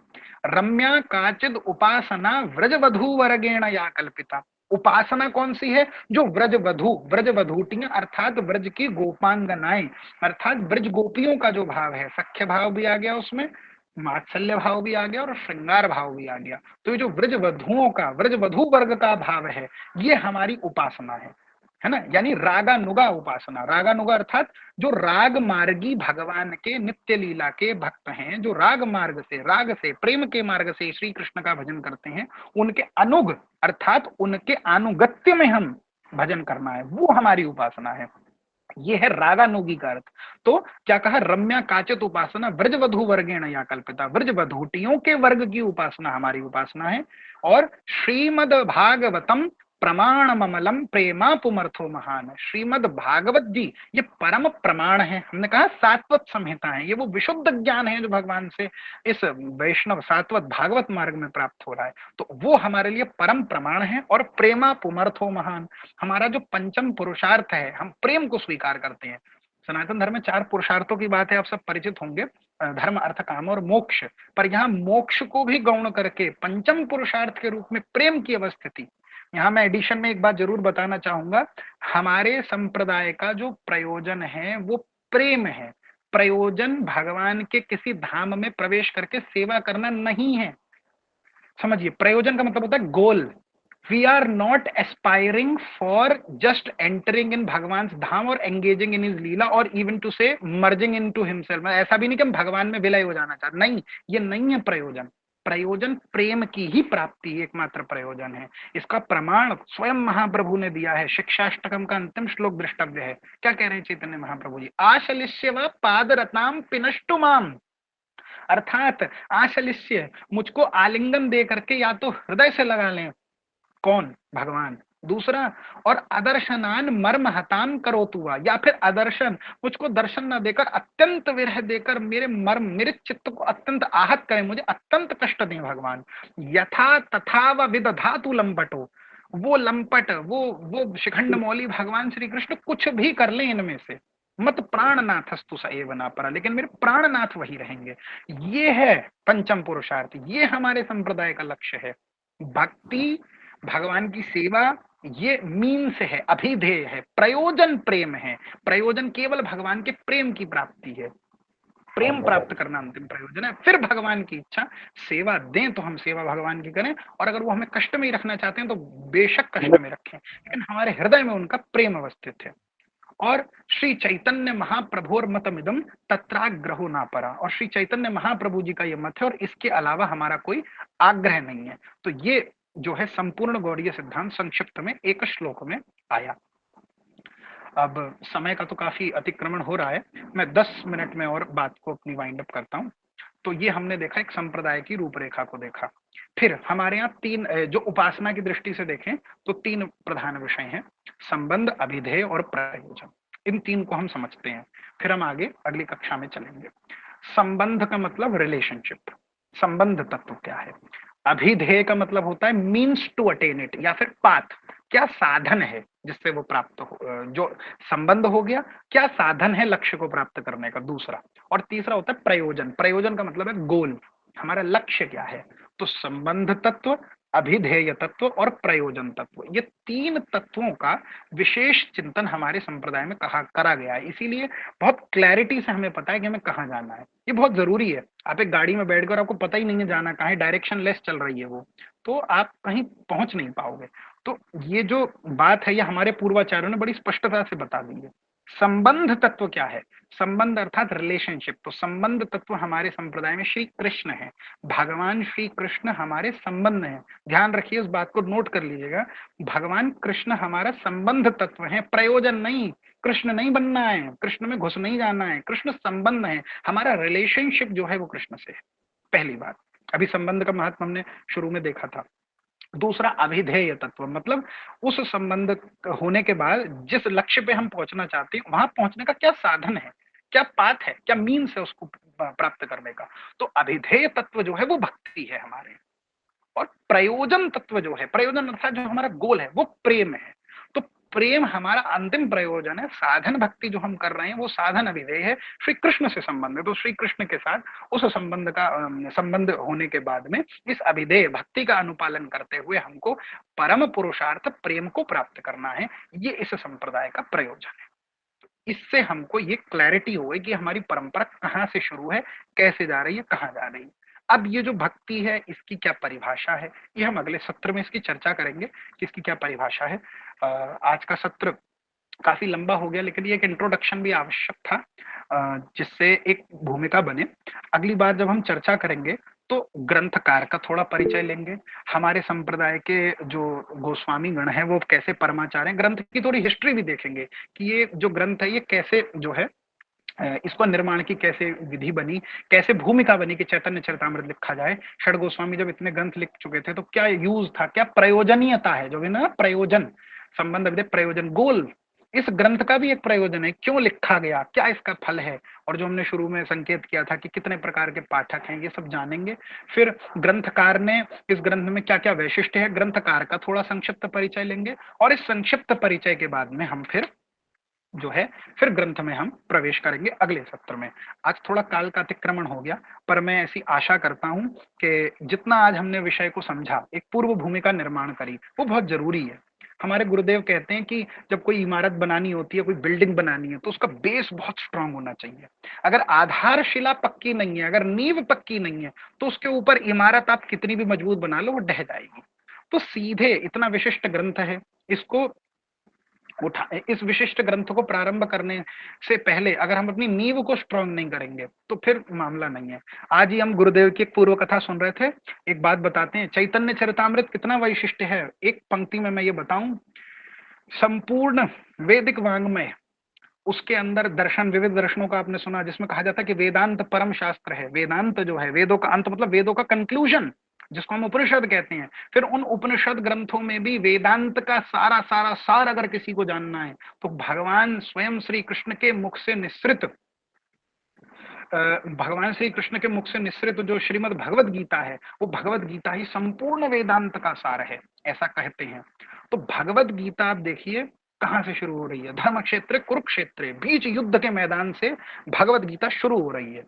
और वो परिपूर्ण कहां हो रही है, अंतिम श्लोक क्या है भगवत गीता का, भगवत गीता का अंतिम श्लोक है संजय उवाच यत्र योगेश्वरः कृष्णो यत्र पार्थो धनुर्धरः तत्र श्रीर विजयो भूतिर ध्रुवा नीतिर मतिर्मम।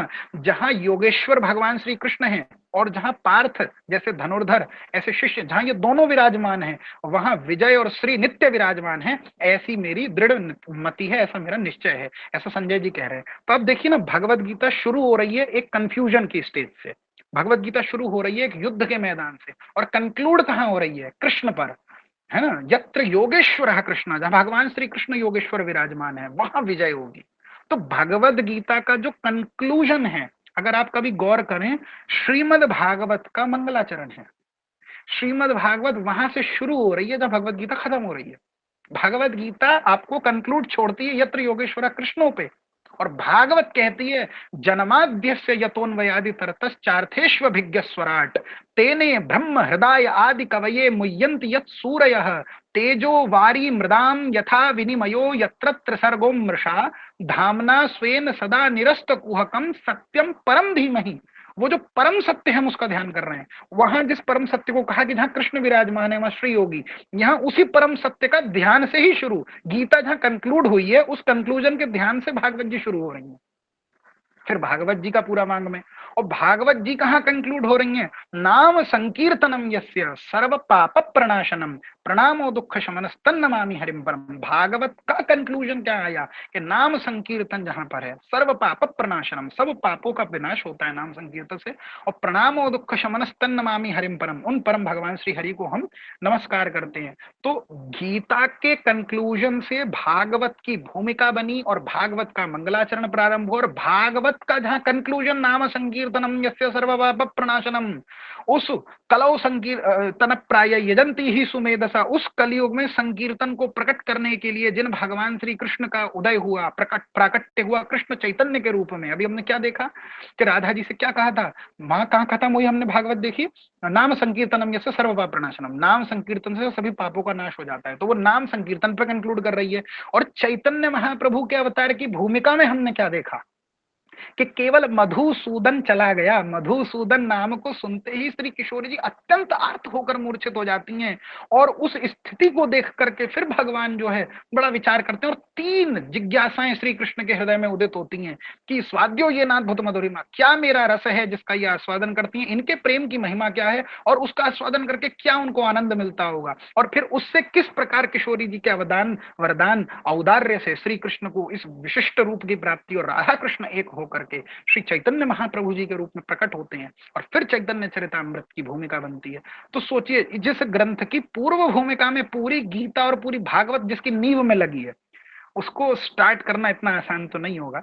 तो इसीलिए आज थोड़ा समय जरूर लगा, पर मैं आशा करता हूं आपको सुख मिला होगा, आपकी कई सारी जिज्ञासाओं का भी समाधान हुआ होगा पूर्वकृत। और ज्यादा नहीं, बस 10 मिनट में अगर और कोई जिज्ञासा है किसी की तो उसको लेते हैं, अगली बार फिर हम ग्रंथकार के परिचय, ग्रंथ के परिचय से आगे बढ़ेंगे, फिर इस ग्रंथ का अवलोकन करेंगे। एक बात मैं पहले बता दूं, जो लोग सीरियसली इस सत्र में चैतन्य चरितामृत जी का अध्ययन कर रहे हैं, तो अभी एक हफ्ते का बीच में समय है, तो मैं उनको सजेस्ट करूंगा कि आप एक हार्ड कॉपी में एक फिजिकल ग्रंथ अपने पास रखें, और उस ग्रंथ को अध्ययन का ग्रंथ रखें। आप अपने पास स्टिकर या फिर हाइलाइटर्स और पेन पेंसिल लेकर के बैठें, तो हम उसका बहुत विश्लेषण अध्ययन आराम से करेंगे। भागवत में बहुत सारी टीकाएं हैं, सॉरी चैतन्य चरितामृत में अनेक टीकाएं हमें प्राप्त होती हैं, तो उन सभी टीकाओं का सारम सारम लेकर के हम एक अवलोकन करेंगे, और एक स्टडी पॉइंट ऑफ व्यू से। ये कोई कथा या प्रवचन सत्र नहीं है, ये एक सामूहिक अध्ययन सत्र है। हमने सत्र की शुरुआत करी थी सत्संग के नाम से, तो ये सत्संग है। किसका सत्संग है? आप हमारा सत्संग नहीं कर रहे, हम आपका नहीं कर रहे, आप और हम बैठ करके सत्संग कर रहे हैं चैतन्य चरितामृत में स्वयं भगवान के सभी पार्षदों का, और मुख्य रूपेण श्री कृष्णदास कविराज गोस्वामी जिन्होंने इस ग्रंथ का प्रणयन करा है। तो बीच में ये धार चैतन्य चरितामृत की बह रही है, इस ओर हम बैठ करके सत्संग कर रहे हैं कृष्णदास कविराज जी का, उस ओर आप बैठ करके सत्संग कर रहे हैं कृष्णदास कविराज जी का। तो इधर और उधर इस नदी के दो छोर पे, एक कोने पे हम बैठे हैं, एक कोने पे आप बैठे हैं, मध्य में धारा प्रवाहित हो रही है, तो इस अमृत धारा का हम आस्वादन कर रहे हैं। तो ये सत्संग हम करने यहाँ पर एकत्रित हुए। तो ये कोई प्रवचन नहीं है। इस सत्संग में कोई भी अच्छी बात आपको जो लगती है, या जब हम आगे अध्ययन करेंगे तो श्लोकों पर जब डिटेल विश्लेषण करेंगे, अगली बार से हम नोट्स भी शेयर करेंगे, और आवश्यकता पड़ने पर स्क्रीन शेयर कर कर स्क्रीन पर लिख करके भी कुछ चीजों को समझाएंगे फ्लो चार्ट्स के माध्यम से प्रॉपर। तो इसको एक सम्यक रूप से अध्ययन सत्र की तरह लें। आप लोग अपने ग्रंथ को लेकर के बैठें, उसके अंदर आप लिखें जो बात आपको बताई जा रही है। एक एक्स्ट्रा कॉपी या डायरी भी आप ले सकते हैं, उस डायरी में आप जो है अपने विषय को लिखें, और फिर जो आपको जिज्ञासा हो वो आप पूछ सकते हैं। इस प्रकार से आप बनाएं। कई लोगों का ये प्रश्न था कि कौन सा ग्रंथ लें, या चैतन्य चरितामृत किस प्रकाशन का लें। कोई भी ले सकते हैं आप, हरिनाम प्रेस से या अन्य कई जगहों से प्रकाशित होता है, उससे कोई फर्क नहीं पड़ता, आप कोई सा भी ग्रंथ लीजिए उसका। हाँ, एक रेफरेंस के लिए बुक रहती है कि जिसका आप अवलोकन या आश्रय ले रहे हैं, तो एक अगर आप हमसे पूछें तो बहुत अच्छे टाइप में भी, बहुत अच्छे मुद्रांकन में, और बहुत ही अच्छे रूप से निरूपित ये गौड़ीय वेदांत प्रकाशन का ग्रंथ है चैतन्य चरितामृत।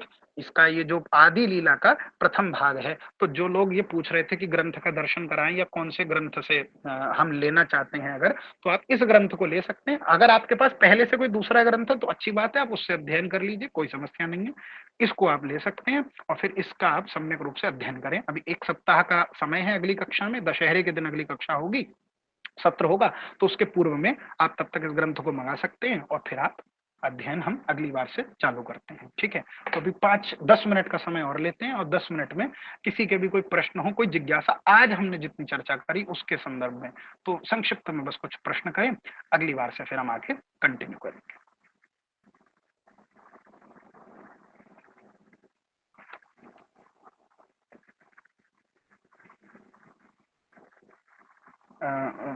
रोहित जी, आप एक बार कोऑर्डिनेट कर लीजिए, कुछ ऐसा कर लीजिए कि अगर किसी किसी का का। कोई प्रश्न हो जी जी जी। तो वो हैंड रेस कर दें जैसे भी है। जी जी, ये अर्चना अग्रवाल जी, इन्होंने हैंड रेस किया है, तो आपका कोई प्रश्न है तो आप पूछ सकते हैं। बाई मिस्टेक हो गया था वो हैंड रेस। ओके। और ये दूसरा नाइट बॉट 2 करके उन्होंने हैंड रेस किया है, तो आप आपका प्रश्न पूछ सकते हैं। जय गो श्री राधा रमन विजय थे मृणाल प्रभु जी। जी जय गौर। तो मेरा एक प्रश्न था कि चैतन्य महाप्रभु जो है उन्होंने एक दंड संन्यास लिया था या त्रिदंड? एक दंड संन्यास लिया था। बाकी जब आप आगे ग्रंथ में पढ़ेंगे तो आप डिटेल से सब जानेंगे कि किन से संन्यास लिया था, कहां पर संन्यास लिया था। एक दंड संन्यास लिया था वैसे महाप्रभु जी ने। अच्छा, ठीक है प्रभु जी। जी जी। हाँ, अभी किन्हीं ने पूछा था कि एक बार फिर से हम बता दें कि कौन से प्रकाशन का है, तो गौड़ीय वेदांत प्रकाशन ये आपको ऑनलाइन प्राप्त हो जाएगा। अगर आप कहेंगे तो हम इसका एक लिंक भी डाल देंगे ग्रुप पर, अगर किसी को चाहिए। ये एग्जॉटिक इंडिया से भी आप मंगा सकते हैं या आप किसी और वेबसाइट से भी, वो आप ग्रुप में पूछ लीजिएगा, मैं कह दूंगा।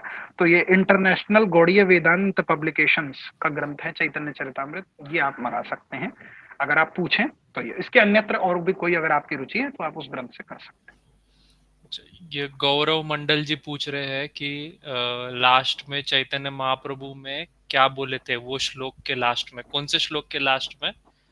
मैं समझ गया, वो पूछ रहे हैं आराध्यो भगवान व्रजेश तनयस, जो हमने श्लोक बोला था, श्रीनाथ चक्रवर्ती जी का श्लोक है, जिस एक श्लोक में संपूर्ण गौड़ीय संप्रदाय का परिचय है।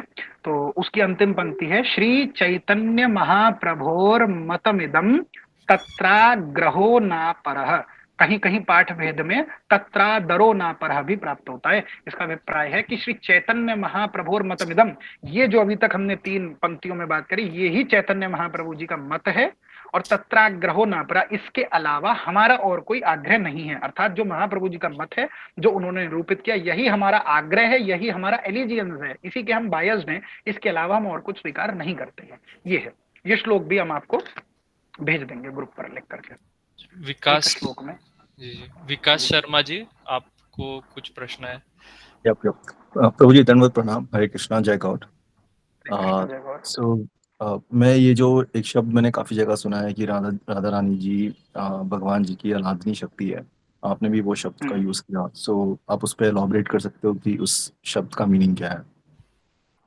मैं संक्षिप्त में एक पंक्ति में हाँ जी। आह्लादिनी का अर्थ बता देता हूँ, बाकी हम डिटेल से उसका अध्ययन फिर जी क्लास जी, में, ये सब विषय आएंगे ग्रंथ में। ठीक है ठीक है। आह्लाद जो शब्द होता है ना, आह्लाद शब्द का मतलब होता है एक्सटेसी, आनंद, अत्यंत प्रसन्नता, सुपरलेटिव अच्छा। डिग्री कह सकते हैं आप प्रसन्नता की, आह्लाद को।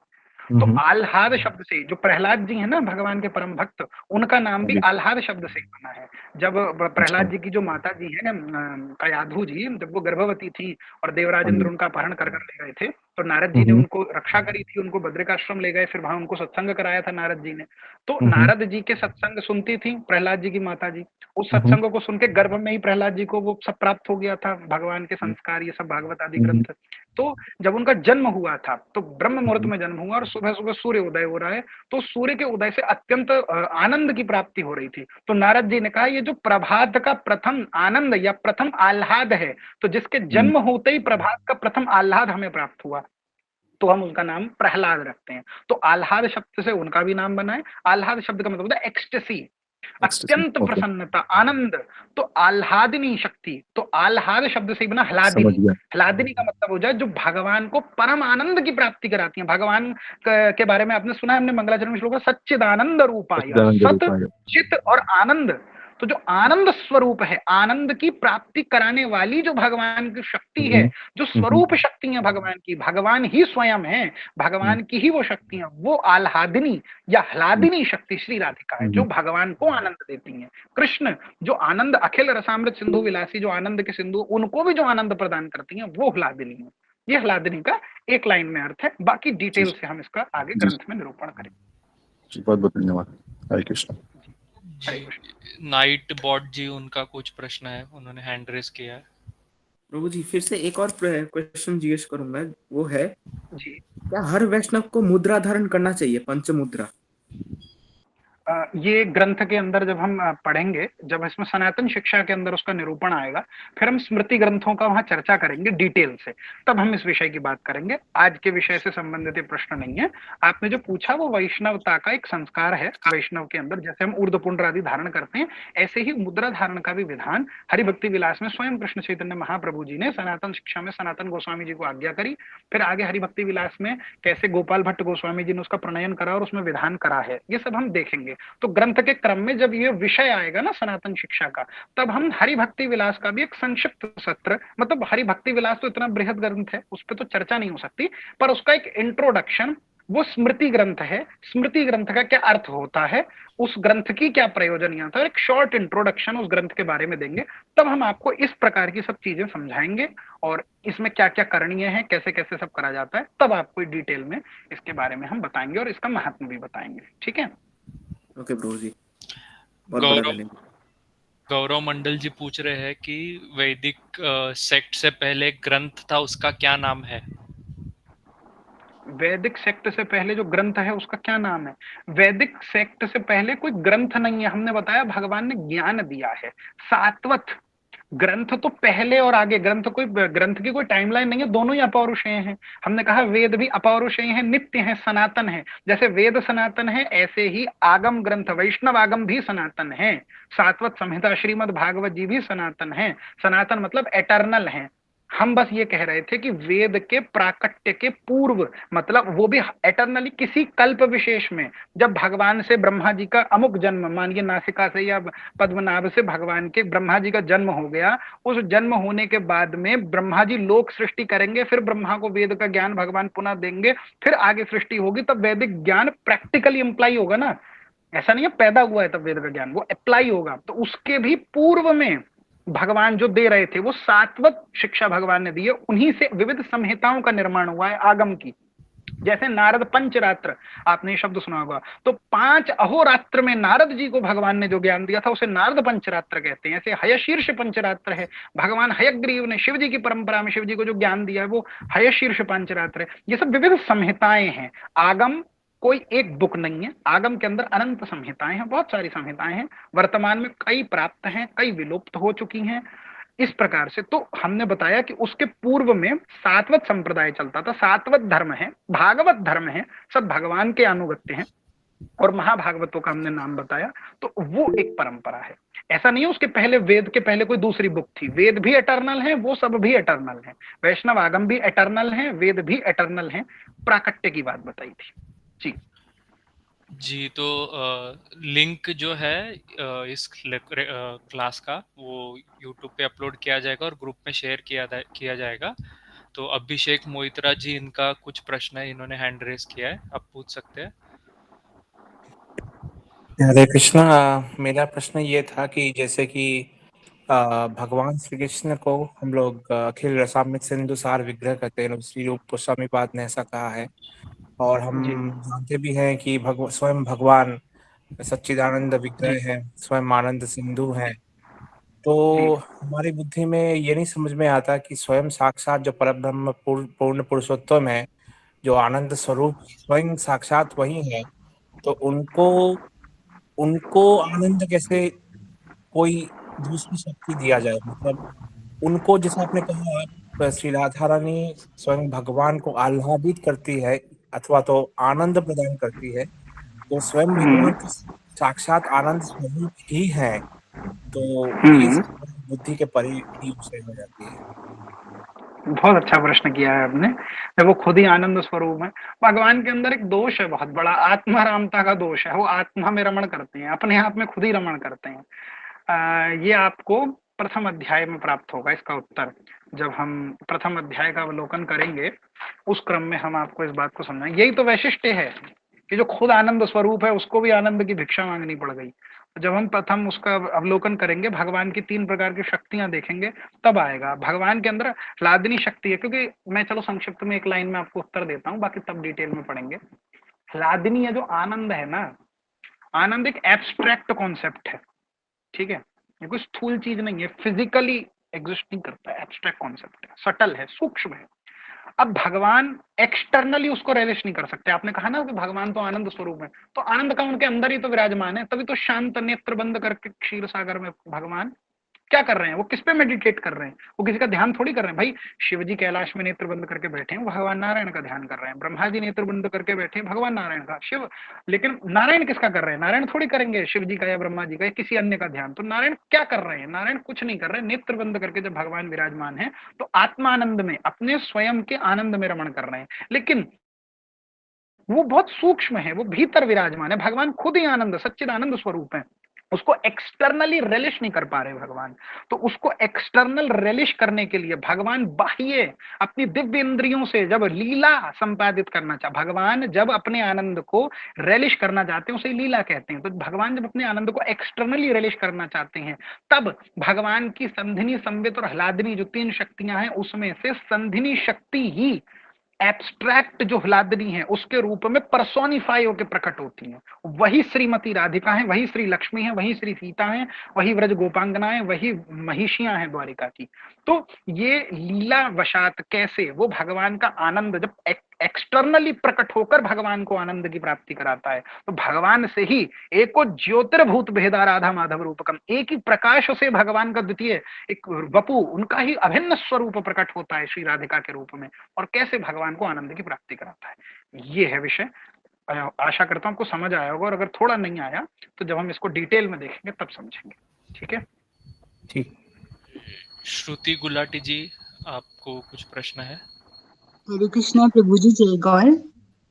जय गौर। मेरा कोई प्रश्न नहीं है, मैं बस आपको धन्यवाद कहना चाहती हूँ, थैंक यू कहना चाहती हूँ कि आप हमें ये ग्रंथ पढ़ाएंगे और अपना प्रकाश, ज्ञान प्रकाश हमें देंगे। बस धन्यवाद प्रकट करना था प्रभु जी। आपका भी बहुत बहुत धन्यवाद कि आप सब वैष्णव एकत्रित हुए हैं और आप श्रद्धावान वैष्णव हैं। आपके साथ ही मैं सभी जो लोग इस सत्र से जुड़े हैं उनको धन्यवाद मैं भी देता हूं, क्योंकि हमने जैसे कहा ना, बीच में चैतन्य चरितामृत की धार बह रही है, उस तरफ आप बैठे हैं एक तट पे, एक तरफ तट पे हम बैठे हैं। अपने अपने जीवन में, भौतिक जीवन में हम सब व्यस्त हैं, पर एक इस माध्यम से समय निकाल के आप और हम एकत्रित होंगे और अपने परमाचार्य कृष्णदास कविराज गोस्वामी जी का सत्संग हम करेंगे, तो उनके सत्संग से आपका और हमारा दोनों का लाभ होगा। तो इसीलिए हम भी पुनः आपको और आपके ही इस प्रश्न या आपने जो हमें ये उद्गार कहे, इसके माध्यम से सभी को हम भी पुनः धन्यवाद करते हैं कि आपके सबके ही कारण हमको भी ये सत्संग का, साधु संग का एक प्रयास, एक अवसर हमको प्राप्त हुआ। जी, किसी का कोई प्रश्न है? और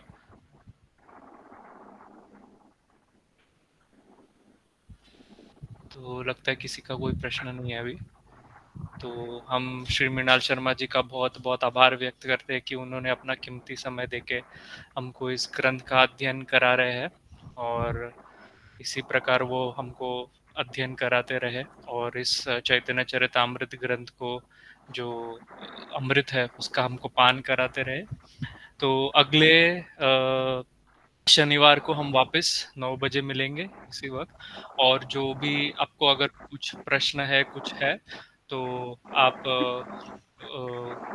इस विषय के संबंधित तो ग्रुप के एडमिन जो है उनको आप मैसेज करके पूछ सकते हैं, और जो ग्रंथ का लिंक है वो हम भेज देंगे, यूट्यूब का लेक्चर्स का लिंक है वो आपको अपलोड करके हम भेज देंगे ग्रुप में।